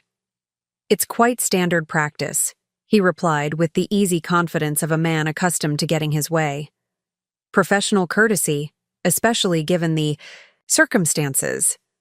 And what circumstances would those be? I asked, though I knew perfectly well what he meant. Richard gestured vaguely between Thomas and me. The family connection, of course. It would be unusual not to acknowledge it in some way. I see. I set my teacup down with deliberate care. Just to be clear, you believe I should offer a discount on my business services because Thomas is my son? Precisely. Richard beamed, as if pleased I'd grasped his logic. The same son who, until 30 minutes ago, you all agreed should be kept away from the main wedding photographs because I was too old and visually unsuitable? The bluntness of my response caused Margaret to nearly choke on her tea. Thomas stared at the floor, his face flushed with what I hoped was shame. Richard's smile dimmed only slightly. Eleanor, I think we've established that was an unfortunate misunderstanding. Water under the bridge now. Is it? I kept my voice even despite the anger simmering just beneath the surface. Because from where I sit, it seems you've simply pivoted. From finding me embarrassingly old to finding me potentially useful. Neither perspective suggests much respect for me as a person or as a professional. The salon fell silent. Even Martin, standing unobtrusively by the door, seemed to be holding his breath. Rebecca broke the tension, addressing Thomas rather than me. This is becoming ridiculous. Your mother is clearly trying to make everything difficult because her feelings were hurt. Can't you do something? Thomas looked up, his expression conflicted. What would you suggest I do, Rebecca? Talk to her. Make her understand how important this is. Rebecca's composure was slipping, her voice taking on a shrill edge. This is our wedding, our future. She's being completely unreasonable. Is she? Thomas asked quietly, surprising everyone in the room, including me. Because from where I'm sitting, Mom has offered us her venue at the standard rate, with the standard policies. The only thing she's insisting on is being treated with basic respect. Rebecca stared at him as if he'd suddenly started speaking a foreign language. Whose side are you on? I wasn't aware we needed sides, Thomas replied, a new steadiness in his voice that made my heart leap with cautious hope. Mom owns this venue. She built it, just like she built her event planning business, just like she raised me on her own, while working 18-hour days to make sure I had everything I needed. If she says these are the policies, then these are the policies. Richard Harrington's pleasant facade finally cracked. Now, listen here, young man. We're making a considerable investment in this wedding, an investment in your future together. A little flexibility from your mother seems like the very least she could offer. Actually, I interjected, from a business perspective, the least I could offer is exactly what I'm offering. Standard terms for standard service.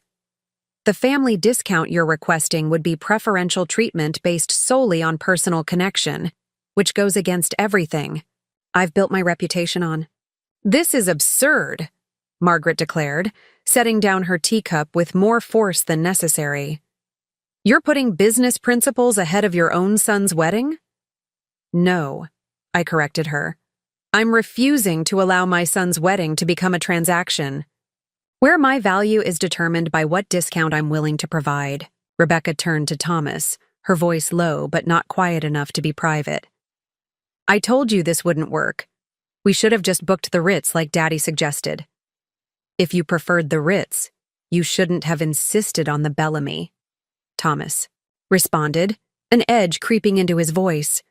I wanted the Bellamy because it was exclusive, because it would make the perfect backdrop for the magazine, Rebecca snapped, her careful poise finally deserting her. Now we're stuck dealing with your mother's power trip. The words hung in the air, exposing the ugly truth that until now had been carefully couched in euphemisms and polite fictions. Rebecca had never wanted the Bellamy for its beauty or history, only for the status it would confer and how it would photograph. Thomas stood up slowly, his face set in lines I hadn't seen before. I think we need a moment, Rebecca. What we need is to decide if we're booking this venue or not, she countered. The magazine deadline is approaching, and we need to secure the location. The magazine deadline, Thomas repeated. Not our wedding date, not our marriage. The magazine deadline. Rebecca's eyes narrowed. Don't start this again. We've talked about how important this feature is for both our careers. Yes, we have. Many times. Thomas's voice had a new quality to it, reflective, almost sad. But I don't think we've talked enough about what's important for us as people, not just as careers. Richard Harrington stepped forward, clearly sensing the conversation was veering away from the outcome they wanted. Let's all take a breath. Eleanor, perhaps we started off on the wrong foot with the discount request. We're prepared to pay the full rate, of course. Now, about those vendor restrictions, surely there's room for flexibility there? I watched my son carefully, seeing something shift in his expression, a clarity emerging through confusion, like the sun breaking through clouds. There isn't, Thomas answered before I could, his voice firm. The Bellamy has policies for a reason. If we want this venue, we follow those policies. Thomas, Rebecca hissed, what are you doing? He turned to her, his face gentle but resolved. I'm respecting my mother's business, Rebecca, the way I should have respected her as a person from the beginning. Rebecca's expression darkened. This isn't the time to develop a conscience about hurting your mother's feelings. We need to secure this venue. Actually, I said, rising from my chair. I think this is exactly the right time for Thomas to consider what matters to him. And perhaps for you to do the same, Rebecca. What's that supposed to mean? She demanded. It means that a wedding is about more than magazine spreads and social media moments. It's about two people committing to a lifetime together, surrounded by those who love them. If your priority is creating perfect images rather than meaningful connections, perhaps you should reconsider what you're really celebrating. Rebecca's face flushed with anger. You have no right to question my intentions. This is between Thomas and me. Ordinarily, I would agree, I replied. But when those intentions involve asking my son to hide his own mother away because she's too old to fit your aesthetic, well, that makes it my business too. This is outrageous, Margaret Harrington declared, standing to join her daughter. We came here in good faith to book a venue, not to be lectured about our values. Did you? I asked mildly. Because from where I stand, you came here expecting to manipulate the situation to your advantage once you discovered my connection to the property. Richard Harrington's face hardened. I don't appreciate your tone or your implications, Mrs. Sullivan. And I don't appreciate being treated as an embarrassment until you discovered I might be useful, I countered. The tension in the room had reached a breaking point. Rebecca turned to Thomas, her voice tight with controlled fury. We need to make a decision right now. Are we booking this venue or not? Thomas looked at her, then at me. then back to her. Something in his expression had changed fundamentally, as if he were truly seeing her for the first time. "I think," he said slowly, "that we need to reconsider more than just the venue." Rebecca's eyes widened. "What exactly does that mean?" "It means I'm not sure we should be getting married at all," Thomas replied, his voice quiet but firm. "Not if this is who we become together." The salon fell completely silent. Even Martin, the consummate professional, couldn't hide his surprise. Rebecca stared at Thomas in shock. "You can't be serious. You're calling off our engagement because your mother's feelings got hurt?" "No," Thomas said, the certainty in his voice growing stronger. "I'm questioning our engagement because of how easily I was willing to hurt someone.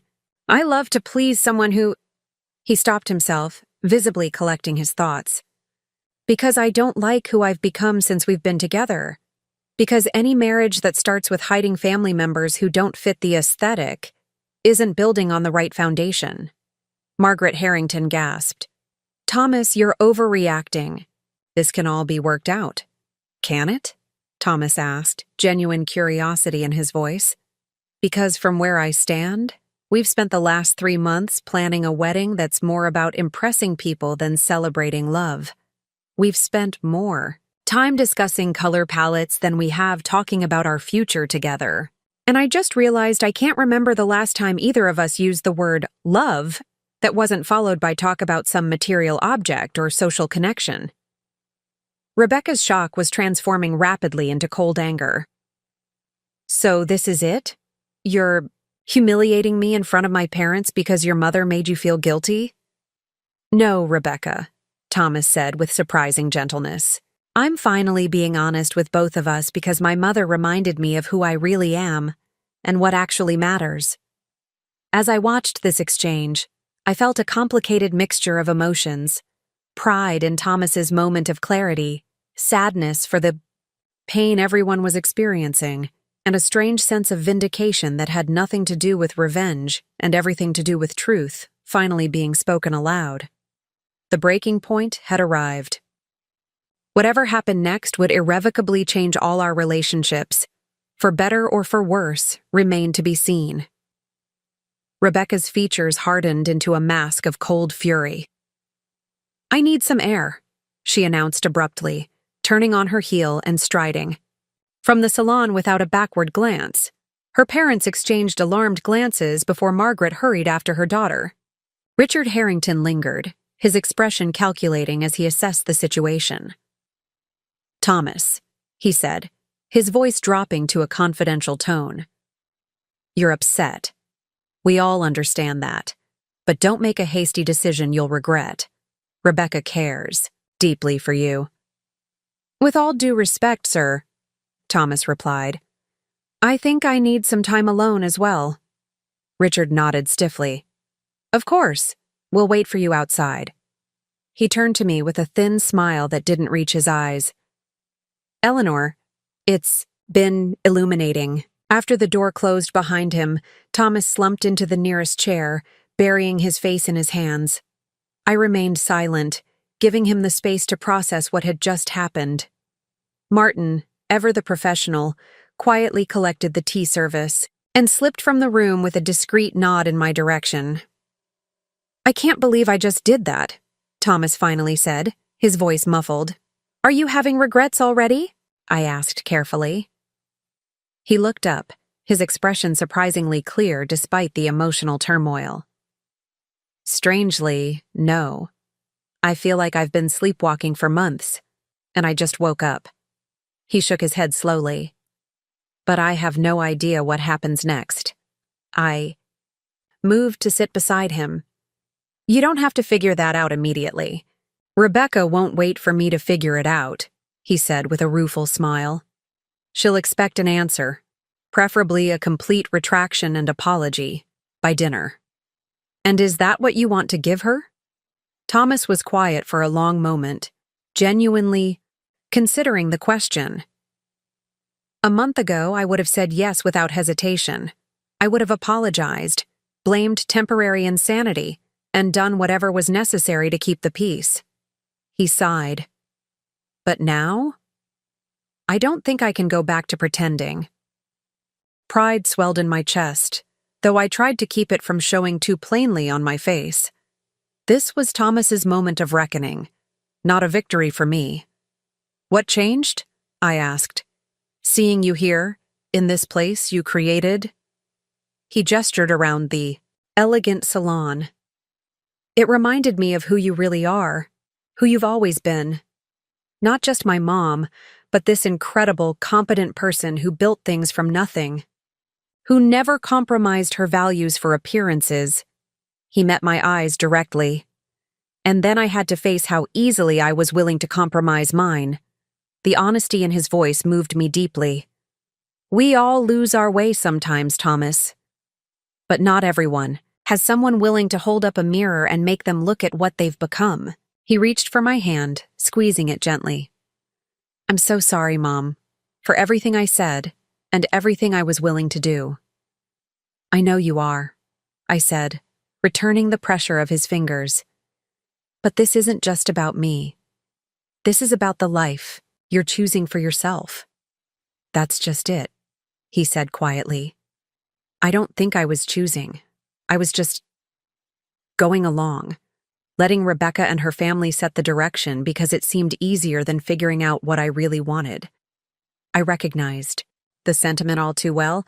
In the years after Jack left us, I'd sometimes wondered if the path I was forging was truly my choice or merely a response to circumstances beyond my control. It had taken time to recognize that even reactions to necessity could become purposeful, choices that defined a life. What do you want, Thomas? I asked. Not what looks good on paper or impresses others. What do you actually want for your life? He stared out the window at the Bellamy's formal gardens, where late afternoon sunlight gilded the ancient oaks. I don't know yet, he admitted. But I want the chance to figure it out without worrying about how it will look on Instagram. The gentle knock at the door interrupted our conversation. Martin entered with an apologetic expression. Excuse me, Mrs. Sullivan, but Miss Harrington and her parents are still waiting in the front drive. They're asking if Thomas will be joining them shortly. Thomas straightened in his chair, his expression resolute. I should speak with them, with Rebecca at least. I owe her that much. I nodded, proud of his willingness to face a difficult conversation. Take whatever time you need. Martin can show you to one of the private sitting rooms if you'd prefer not to speak in the driveway. Thank you. Thomas stood, then hesitated. Mom, would you mind waiting? I'd like to talk more after. Of course, I assured him. I'll be here. After Thomas left with Martin, I found myself alone in the salon, the emotions of the afternoon catching up with me all at once.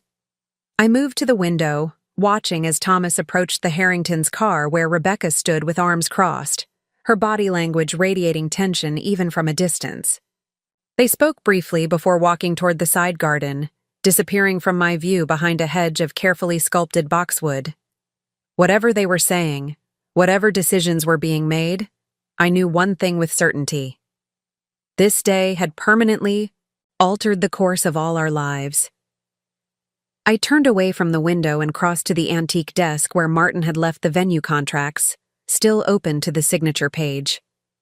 Running my fingers over the embossed letterhead of the Bellamy estate, I reflected on the strange circle of events that had brought us to this moment. 5 years ago, when I purchased this property, I'd envisioned it as a secure investment for my future, a way to ensure financial stability in my later years. Never once had I imagined it would become the setting for such a personal reckoning, or that its elegant rooms would witness my son's moment of truth about the life he was choosing. Pulling out my phone, I called Diane, needing to share the dramatic developments with someone who would understand their full significance. How did it go? She asked immediately upon answering. Not at all as expected, I replied, giving her a concise account of the afternoon's revelations and confrontations. So Thomas actually stood up to them? Diane sounded impressed but cautious. Do you think it will stick, or is he just having momentary cold feet? I'm not sure, I admitted. But there was something different in his eyes, a clarity I haven't seen in months. Whatever happens with Rebecca, I think he's finally remembered who he is. And what about the wedding? Are they still booking the Bellamy? I glanced at the unsigned contract. That remains to be seen. But honestly, it's the least important question right now. Diane was quiet for a moment. What will you do if they decide to go forward with the wedding after all? If Thomas apologizes to Rebecca and they try to smooth things over? It was a fair question, and one I'd been asking myself. Would I stand firm on my conditions if Thomas ultimately decided to continue with his engagement? Would I risk alienating him again by insisting on my dignified inclusion? Or would I compromise to keep peace in the newly fragile relationship we were rebuilding? I don't know, I answered honestly. But I think today has made it impossible for any of us to go back to pretending. Whatever happens next, at least it will be based on truth rather than comfortable fictions. Well, for what it's worth, Diane said warmly, I'm proud of you, Ellie. Standing up for yourself couldn't have been easy. Surprisingly, it was, I replied, realizing the truth of it as I spoke.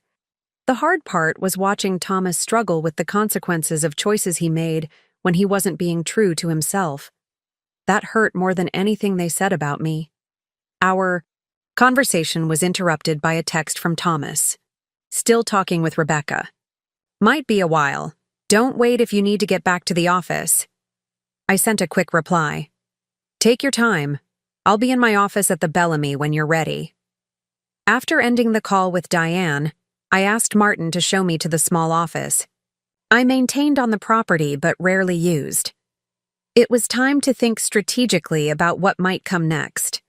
Not just for the potential wedding, but for my relationship with Thomas going forward. Whatever happened between him and Rebecca today, we had crossed a threshold. The hidden advantage of my ownership had been revealed, but the truly significant revelation had been the disconnect between who Thomas truly was and who he had been pretending to be for Rebecca's sake. Now I needed to plan for multiple possibilities. A reconciliation that would require careful navigation of the wedding planning process. A definitive break that might leave Thomas emotionally vulnerable but ultimately freer. Or some middle ground where they attempted to rebuild on more authentic terms. Sitting at the desk in my rarely used office, I began to outline contingency. Plans for each scenario, determined to be prepared for whatever decision Thomas reached. After years of planning perfect celebrations for others, this was perhaps the most important event I would ever help shape. Not a wedding, but possibly its absence and the reconstruction of my relationship with my son either way. Hours passed as I waited in my office at the Bellamy. I reviewed contracts, answered emails, and tried to focus on the mundane details of running my businesses, but my mind continually drifted to Thomas and what might be happening in his conversation with Rebecca. The sun was beginning to set, casting long shadows across the meticulously maintained grounds, when a soft knock at the door broke my concentration. Come in, I called, setting aside the vendor agreement I'd been pretending to read. Martin appeared in the doorway. Mrs. Sullivan, Thomas is asking to see you. He's in the main salon. Thank you, Martin, I replied, gathering myself for whatever was coming next. Did the Harringtons leave? Yes, ma'am. Miss Harrington and her parents departed about 20 minutes ago. That was interesting. The fact that Thomas had remained behind rather than leaving with them suggested a significant development. I made my way through the quiet hallways of the mansion, my footsteps echoing on the hardwood floors. The Bellamy always took on a special quality at sunset, the warm light through the tall windows, the sense of history in the carefully preserved details. I'd always loved this time of day here, when the business of the day was concluding and the property settled into its natural elegance. I found Thomas standing by the windows of the salon, gazing out at the gardens now gilded with evening light. He turned when he heard me enter, and I was struck by how different he looked. Not physically, but something in his posture, in the set of his shoulders, He seemed simultaneously weary and unburdened. "Hey, Mom," he said simply. "Hey yourself," I replied, crossing to join him at the window. "How did it go?" Thomas was quiet for a moment, collecting his thoughts. "It's over," he finally said. "The engagement, the wedding, all of it." Though I'd suspected this might be the outcome, hearing him confirm it still took me by surprise. "Are you certain that's what you want?" "I am." He turned to face me fully. When I started talking to Rebecca, really talking, not just exchanging carefully worded statements to avoid conflict, I realized how little of our relationship was based on genuine connection. We were together because it made sense on paper, because we fit each other's idea of what success should look like. I nodded, understanding perfectly. In my own business, I'd seen countless couples who seemed more invested in the wedding as a performance than in the marriage that would follow. "What did Rebecca say?" I asked gently. Thomas gave a rueful smile. After the initial shock and anger, she actually seemed relieved in some strange way. She admitted she'd been having doubts too, but was afraid to acknowledge them because of how much had been invested in the wedding. Not just money, but social capital, career opportunities. "That's surprisingly self-aware," I admitted. "I think we both got caught up in something bigger than ourselves," Thomas continued. "The Harringtons have a way of making their expectations feel inevitable, and I wanted to belong in their world, to prove I was good enough." The vulnerability in his admission made my heart ache. "Thomas, you've always been more than good enough." "I know that now," he said quietly. "Or I'm remembering it, at least." We stood together in comfortable silence for a moment, watching as the garden lights automatically illuminated in the deepening dusk. The Bellamy was transitioning from day to evening mode, just as we seemed to be transitioning to a new understanding of each other. "So," Thomas said after a while, "no wedding at the Bellamy." "I'm sorry," I replied, meaning it. Despite everything, I'd never wanted my son to experience the pain of a broken engagement. "Don't be," he assured me. "The right wedding will happen, if I find the right person for the right reasons." He glanced around the elegant salon. "Though I have to admit, it would have been pretty amazing to get married here." I smiled at that. "The venue will still be here when the time is right." "Will you still be the strict owner with all those non-negotiable policies?" he teased, a glimpse of his old self showing through. "Absolutely," I confirmed with mock severity. "Though I might consider a small family discount for the right client." We both laughed, the tension of the day finally breaking. "I still can't believe you own this place," Thomas said, genuine admiration in his voice. "It's incredible, Mom. Everything you've built, the business, this venue. I've been so caught up in my own world that I forgot to really see what you've accomplished." "It's not too late to see it now," I told him. Thomas took a deep breath, as if physically inhaling this new perspective. "So what happens next? For us, I mean." It was the question I'd been asking myself all afternoon. What did come next for a mother and son who had just navigated such a fundamental reevaluation of their relationship? "I think," I said carefully, "we start over in some ways, get to know each other again as the people we've become. No pretending, no performing, just truth." Thomas nodded slowly. "I'd like that. Very much." As twilight deepened outside the windows of the Bellamy estate, I felt something shift between us. A new foundation forming, more solid than what had come before because it was built on honesty rather than expectation. Whatever came next, we would face it together, with clear eyes and open hearts. The stage was set for a different kind of celebration than the one we'd originally anticipated. Not a wedding, but perhaps something more meaningful. The authentic reconnection of a mother and son who had almost lost each other to appearances. As darkness fell completely outside the Bellamy's windows, Thomas and I moved from the formal salon to the smaller, Library, where a fire was already crackling in the marble fireplace. Martin had discreetly prepared the room before departing for the evening, leaving a light supper of sandwiches and fruit on the side table, along with a bottle of wine and 2 glasses. "Does Martin always take such good care of the venue owner?" Thomas asked as we settled into the comfortable leather chairs. "Martin takes good care of everyone," I replied, pouring us each a glass of wine. "But yes, he's particularly attentive when I'm on the property. He's been an invaluable part of making the Bellamy successful." Thomas took a sandwich but seemed more interested in examining the room. The floor-to-ceiling bookshelves, the original moldings, the carefully selected artwork that complemented the historical character while adding contemporary interest. "How? Did I never know about any of this?" he wondered aloud. "It's not like buying a historic mansion is a small thing you might forget to mention." I smiled, recognizing the gentle challenge in his question. At first, I kept it quiet because I wanted to establish the Bellamy as its own entity, separate from Sullivan Premier Events. It was a significant risk financially, and I didn't want one business to affect the other's reputation if things didn't work out. "That makes sense," Thomas acknowledged. "But after it was successful, you must have restored this place 3 years ago at least." I took a sip of wine, considering how to explain something I was only now fully understanding myself. "I think I was waiting for the right moment.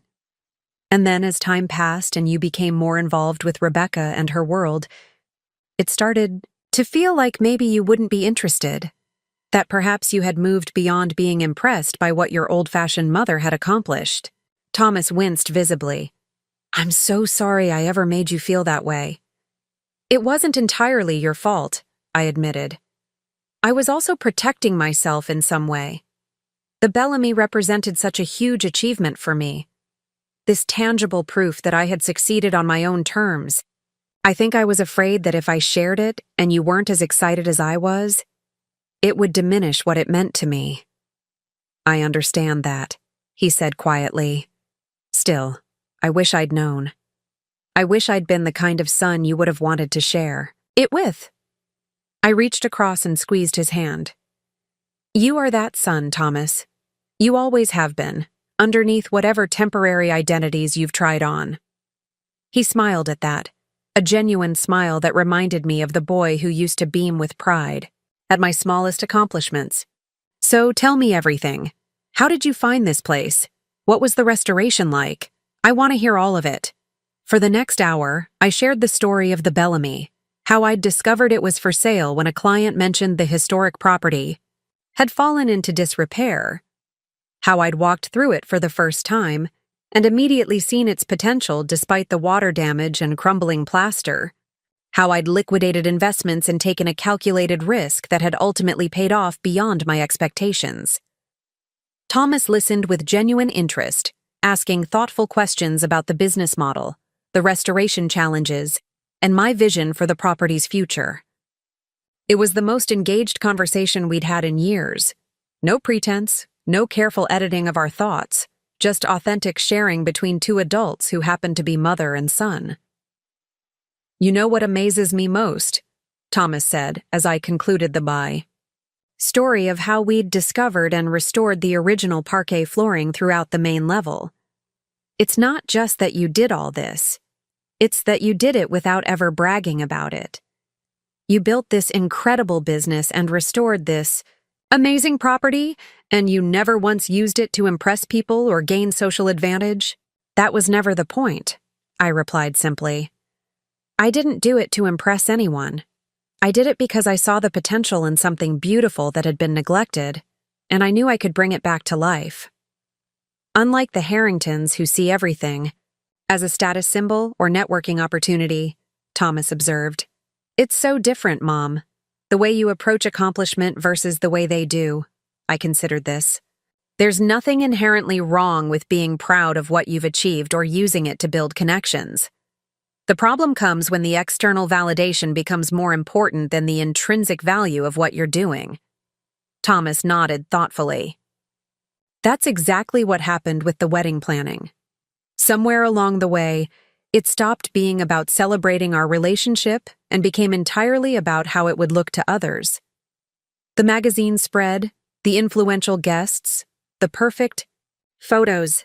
And somewhere in that process, real people with imperfect faces became inconvenient obstacles to the perfect image.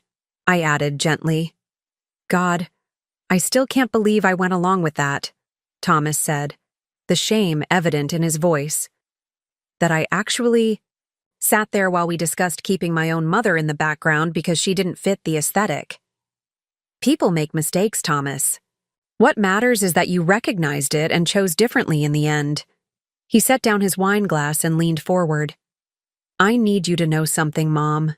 Even before today, even before I knew you owned the Bellamy, I was having doubts about the wedding, about Rebecca, about all of it. I just didn't know how to admit it, even to myself. What kind of doubts? I asked. I kept having this recurring thought. Is this really what success is supposed to feel like? Because I was achieving everything I thought I wanted. The high-profile fiancé, the connections to important people, the external markers of having made it.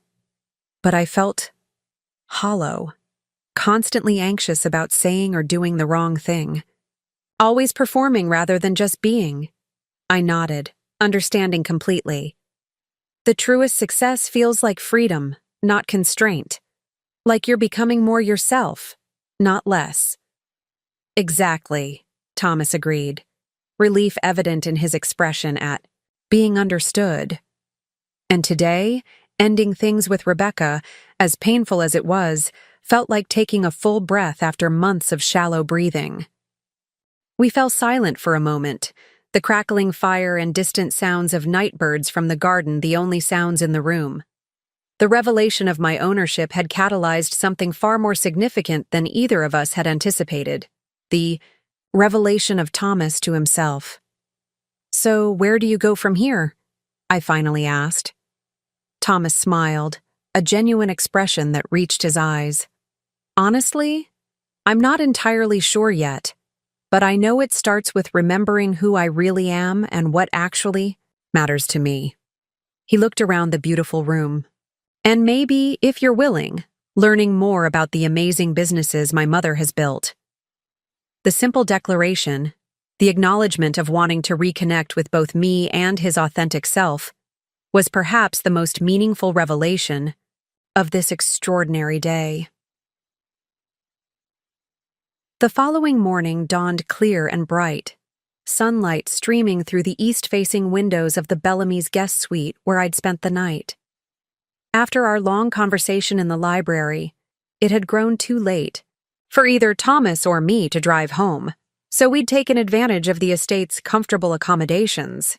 It was the first time I'd actually slept in the property I owned, a small irony that wasn't lost on me. I found Thomas already awake, sitting on the terrace with coffee and a plate of pastries that Martin had somehow arranged despite the early hour. "Morning?" He greeted me with a smile that looked more relaxed than any expression I'd seen on his face in months. "Sleep well?" "Surprisingly, yes," I replied, helping myself to coffee from the silver pot. "You?" "Better than I have in a long time," he admitted. Though I did wake up around 3 thinking about all the people I need to call today. Canceling a wedding involves a surprising amount of administration. I winced sympathetically. "I can help with that, if you'd like." "I do. Have some experience with event planning, you know." Thomas laughed, a genuine sound that warmed my heart. "I might take you up on that." His expression grew more serious. "There's something I've been thinking about, Mom. Something I want to ask you." "What is it?" He gestured around at the beautiful property. "Would you consider letting me help with the Bellamy? Not as a favor or a job you create for me, but because I think I could genuinely contribute something valuable here." The request caught me by surprise. "In what capacity?" "I've been thinking about that," Thomas replied, leaning forward eagerly. "The Bellamy has this incredible presence, but its online footprint doesn't reflect that. The website is functional but basic. The social media is minimal. There's so much potential to tell this place's story more effectively, not just as a wedding venue, but as a piece of restored history. I considered his words, recognizing the genuine passion behind them. This wasn't Thomas looking for an escape or an easy position. This was him seeing a genuine opportunity to apply his skills to something meaningful. "You'd want to handle the marketing?" I asked, though I already knew the answer. "If you'd be willing to consider it," he replied. "I'd want to start small, maybe a contract basis at first, to prove the concept. I have some ideas about content, strategy that could really showcase what makes the Bellamy special without turning it into just another Instagram backdrop." The subtle acknowledgement of his shifted perspective didn't escape me. Just days ago, he had been planning a wedding designed specifically to be an Instagram backdrop. Now he was proposing something with substance and integrity. "I'd need to see a proper proposal," I said, keeping my tone professionally neutral, despite the pride swelling in my chest. "With objectives, strategy, tactical recommendations, and budget projections, the Bellamy may be my property, but it's still a business." "Of course," Thomas agreed quickly. "I wouldn't expect anything less. I'll put something together this week." "Good," I nodded, satisfied with his approach. "And Thomas? If we do this, we do it properly. No favors, no special treatment. You'll be evaluated on the quality of your work, not your relationship to the owner." "I wouldn't want it any other way," he assured me, and I believed him. We finished our breakfast in comfortable conversation, discussing potential directions for the Bellamy's marketing and ways to highlight its historical significance alongside its contemporary amenities. Thomas was full of ideas, his marketing expertise now channeled toward something he genuinely believed in, rather than simply what would impress others. As we prepared to leave, Martin approached with a discreet cough. "Mrs. Sullivan, there's a call for you. It's Mr. Harrington." Thomas and I exchanged surprised glances. "Richard Harrington?" I confirmed. "Yes, ma'am. He's quite insistent on speaking with you." I sighed, not particularly wanting to engage with Rebecca's father after yesterday's confrontation. "I'll take it in the office." Thomas touched my arm. "Would you like me to come with you?" "No need," I assured him.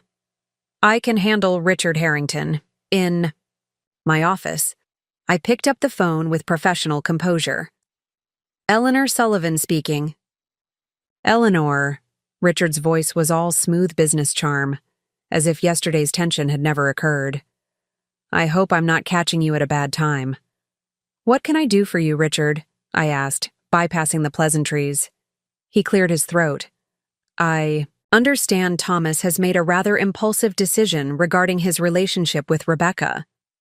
"That's between Thomas and Rebecca," I replied neutrally. Of course," he agreed too quickly. "Young people sometimes act hastily in emotional moments. I'm sure after some reflection, cooler heads will prevail." "Is there a specific reason for your call, Richard?" I prompted, not interested in his diplomatic maneuvering. "Actually, yes. Despite this temporary situation, our family remains very interested in the Bellamy as a venue. My wife and I are planning our 30th anniversary celebration next year, and we'd like to discuss booking the property." The request was so unexpected that for a moment I was speechless.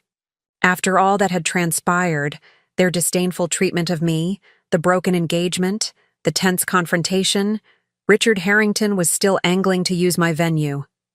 "That's an interesting request," I finally managed. "We've always appreciated fine historical properties," Richard continued smoothly. "And now that we understand your connection to the Bellamy, we're even more interested in supporting your business venture."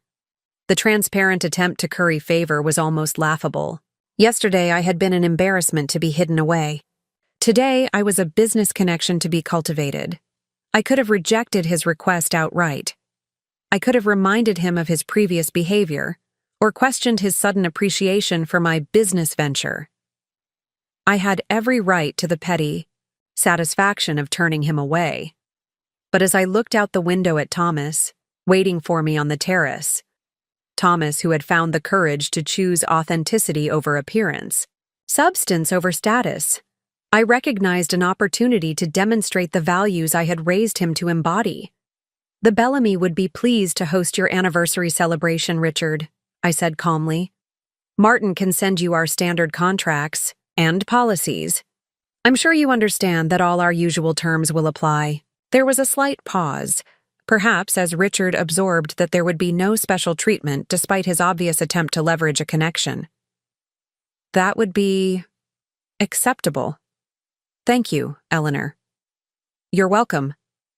And Richard, I hope your celebration is everything a 30th anniversary should be. A genuine reflection of your relationship and the life you've built together." After ending the call, I rejoined Thomas on the terrace, where he waited with curious eyes. "What did Richard Harrington want?" he asked as we walked to our cars. I explained the anniversary booking request, watching as Thomas's expression shifted from surprise to understanding. "You're letting them book the venue? After everything?" I smiled, keys in hand. "The Bellamy is a business, Thomas. And sometimes the most powerful position isn't in refusing people what they want. It's in treating them with the dignity they failed to show you." As we drove away from the Bellamy estate, I caught Thomas watching me in his rearview mirror, a new respect in his eyes that had nothing to do with discovering I owned an elegant historical property and everything to do with witnessing grace in action. In that moment, I knew that whatever challenges lay ahead in rebuilding our relationship, we had already laid the most important foundation: mutual respect based on who we truly were, not who we pretended to be. News of Thomas and Rebecca's broken engagement spread quickly through their social circles. For the first week, Thomas's phone buzzed constantly with messages, some expressing genuine concern, others thinly disguising curiosity about the dramatic development. He handled it all with a grace that made me proud, never speaking ill of Rebecca or the Harringtons despite their treatment of me. Rebecca herself maintained a dignified public silence, though I heard through industry connections that she had already begun dating a promising young attorney at her firm. Whether this was a rebound relationship or evidence that her heart had never been fully invested in Thomas, I couldn't say. What mattered was that Thomas seemed genuinely unbothered by the news. "Are you okay?" I asked him when he mentioned hearing about Rebecca's new relationship. "Surprisingly, yes," he replied as we reviewed his marketing proposal for the Bellamy over lunch in my office. "If anything, it confirms what I already suspected. What we had wasn't particularly special or irreplaceable." 2 weeks after the confrontation at the Bellamy, Thomas officially submitted his comprehensive marketing strategy for the estate. It was professional, thorough, and showed genuine insight into how to position the property's unique qualities without sacrificing its integrity. I approved it with only minor revisions, and we established a 3-month contract to implement the initial phase. Working together professionally revealed new dimensions of our relationship. I discovered Thomas had a remarkable eye for visual storytelling and a genuine appreciation for historical details I'd thought he'd find boring. He found that I was more tech-savvy and open to innovation than he'd assumed, readily embracing his suggestions for virtual tours and interactive historical timelines for the website. The first true test of our new professional and personal relationship came when Modern Luxury Weddings, the magazine that had been scheduled to feature Thomas and Rebecca's wedding, contacted the Bellamy about doing a property feature instead. "They still want to photograph the venue, just without you and Rebecca as the couple," I explained to Thomas, watching his reaction carefully. "They're doing a spread on historical properties being used for contemporary celebrations. I wanted to check with you before accepting." Thomas considered this, then smiled. "You should definitely do it. The Bellamy deserves the recognition, and honestly, it's kind of perfect. They'll be showcasing the substance of the place rather than using it as a backdrop for a fabricated image." His response confirmed the transformation I'd been witnessing over the past weeks. a genuine shift in values that prioritized authenticity over appearance. The magazine shoot took place on a perfect autumn day, with stylists arranging elegant table settings in the gardens and photographers capturing the play of light through the historic windows.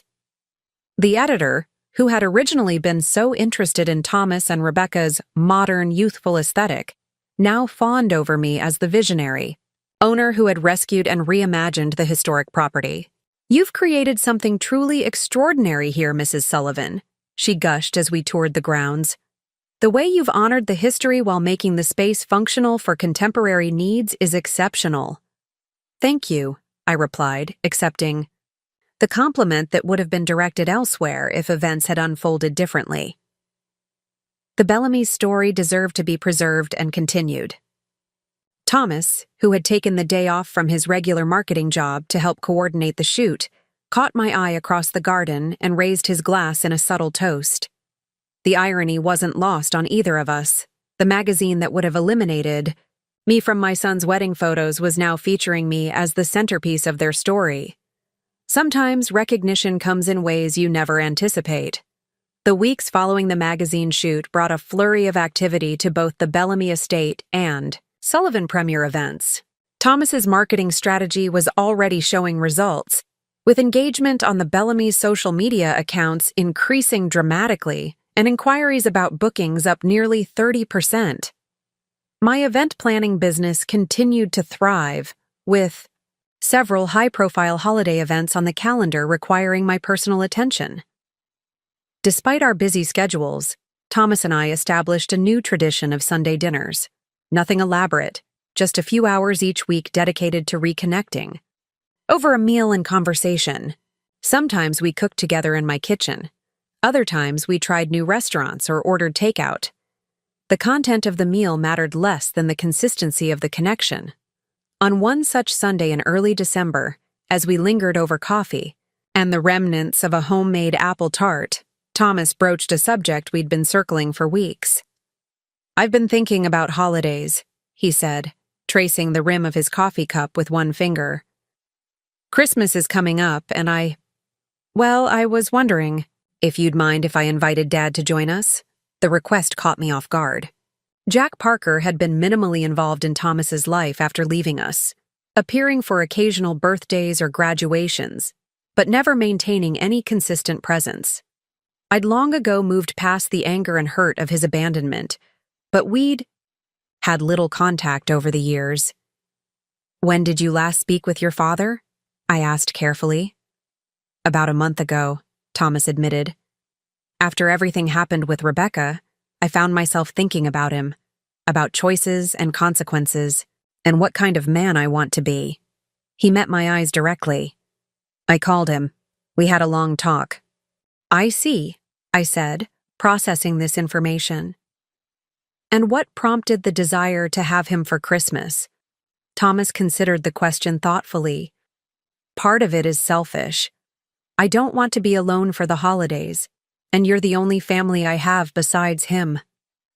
"But honestly, Mom, it's more than that." This whole experience with Rebecca and the Harringtons made me realize how much I've been defining myself by external things: status, appearances, other people's expectations.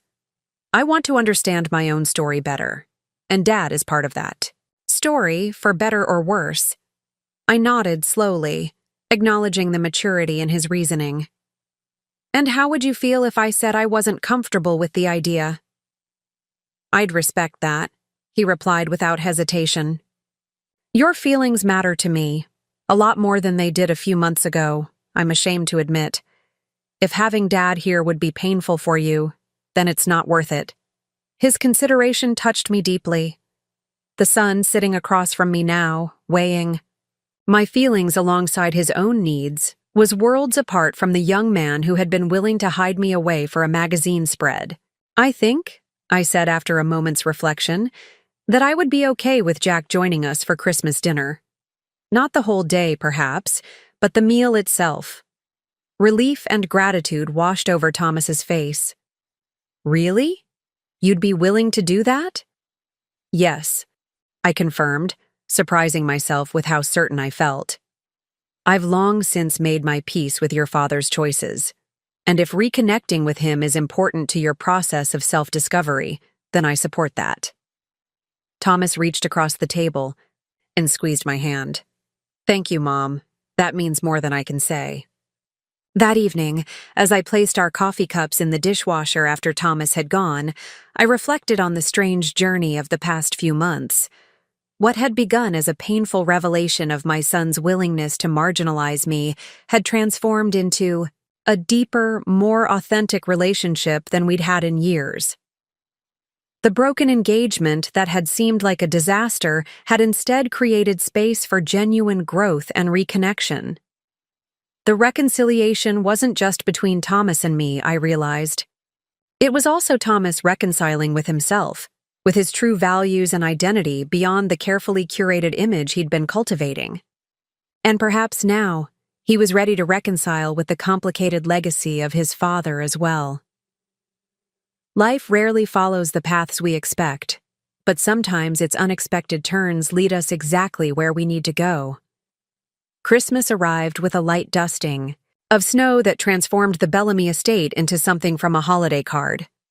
Though I wasn't hosting my personal Christmas celebration there, I'd stopped by early that morning to ensure everything was prepared for the small corporate party booked for later that evening. Standing in the grand foyer, watching as staff artfully arranged poinsettias and evergreen garlands, I felt a profound sense of gratitude wash over me. What a year it had been. From the pain of Thomas's rejection to the dramatic confrontation, to the surprising reconciliation that had followed. By mid-afternoon, I was back at my home, putting the finishing touches on our Christmas dinner. Thomas had offered to pick up Jack, a thoughtful buffer that gave me time to prepare myself for seeing my ex-husband after so many years. When they arrived, I was struck by how much Jack had aged, his once dark hair now completely silver, lines etched deeply around his eyes. Yet there was something softer about him too, a humility that hadn't been present in the ambitious young man who had found family life too constraining. Eleanor, he greeted me with genuine warmth. Thank you for having me. Your home is beautiful. Thank you, Jack, I replied, accepting the bottle of wine he offered. It's good to see you. And surprisingly, it was. Whatever anger or hurt I had once harbored had long since transformed into something else. Not quite forgiveness, perhaps, but acceptance of a shared history that had shaped all our lives in ways we couldn't have predicted. Dinner passed more comfortably than I would have imagined possible. We avoided contentious topics, focusing instead on Thomas's new marketing work for the Bellamy, Jack's recent retirement from sales, and my expansion plans for Sullivan Premier events. As we finished, dessert, my mother's traditional Christmas pudding, Jack grew more reflective. I want to say something, he began, setting down his fork. I've made a lot of mistakes in my life, but leaving you and Thomas was by far the greatest. I told myself I was too young, too restless for family life. The truth is, I was simply too selfish. Thomas and I exchanged surprised glances at this unexpected candor. Eleanor, Jack continued, watching what you've built, your business, this beautiful home, and most importantly, raising our son to be the man he is today. I'm in awe of your strength and dignity. You did what I couldn't, and you did it with grace. Thank you, Jack, I said simply, touched by his sincerity despite the years of absence. He turned to Thomas. And you, son. The way you've handled this recent situation with your engagement, making the hard choice to step back rather than continuing down a path that wasn't right for you, that takes courage. A different kind of courage than I had at your age. Thomas nodded, visibly moved by his father's words. I had a good example in Mom, he said. She taught me that integrity matters more than appearances. It just took me a while to remember that lesson. After Jack left, Thomas helped me clear the table, both of us quiet with our thoughts. That went better than I expected, I finally said, handing him a plate to dry. It did, Thomas agreed. Thank you for making it possible. You know, I mused, A year ago, I never would have imagined the three of us sharing Christmas dinner. A year ago, I was busy trying to impress people who didn't actually care about me, Thomas replied with rueful self-awareness. Funny how things change. Life rarely follows the path we expect, I said. But sometimes the unexpected turns lead us exactly where we need to go. Thomas nodded thoughtfully. I've been thinking about that a lot lately. About how what seemed like a disaster, you revealing your ownership of the Bellamy, my broken engagement, turned out to be the best thing that could have happened. The moments that challenge us most often contain the greatest opportunities for growth, I observed, passing him another dish. That's the kind of wisdom I should have been listening to all along, Thomas said with a smile. Instead of worrying about how things looked on Instagram. We finished the dishes in companionable silence, then moved to the living room where gifts still waited under the tree. But the most valuable gift had already been given, the restoration of our relationship, more authentic and resilient than before. Sometimes the most important lessons come wrapped in the most unexpected packages. My son had said I was too old for his wedding, never knowing I owned the venue. But in that painful moment had been the seed of something precious. The chance for both of us to remember who we truly were and what actually mattered. Age, I reflected as Thomas handed me a beautifully wrapped package, wasn't a liability after all. It was wisdom earned through experience, the kind of wisdom that knows appearance is fleeting, but character and connection endure. Up next, you've got 2 more standout stories right on your screen. If this one hit the mark, you won't want to pass these up. Just click and check them out. And don't forget to subscribe and turn on the notification bell so you don't miss any upload from us.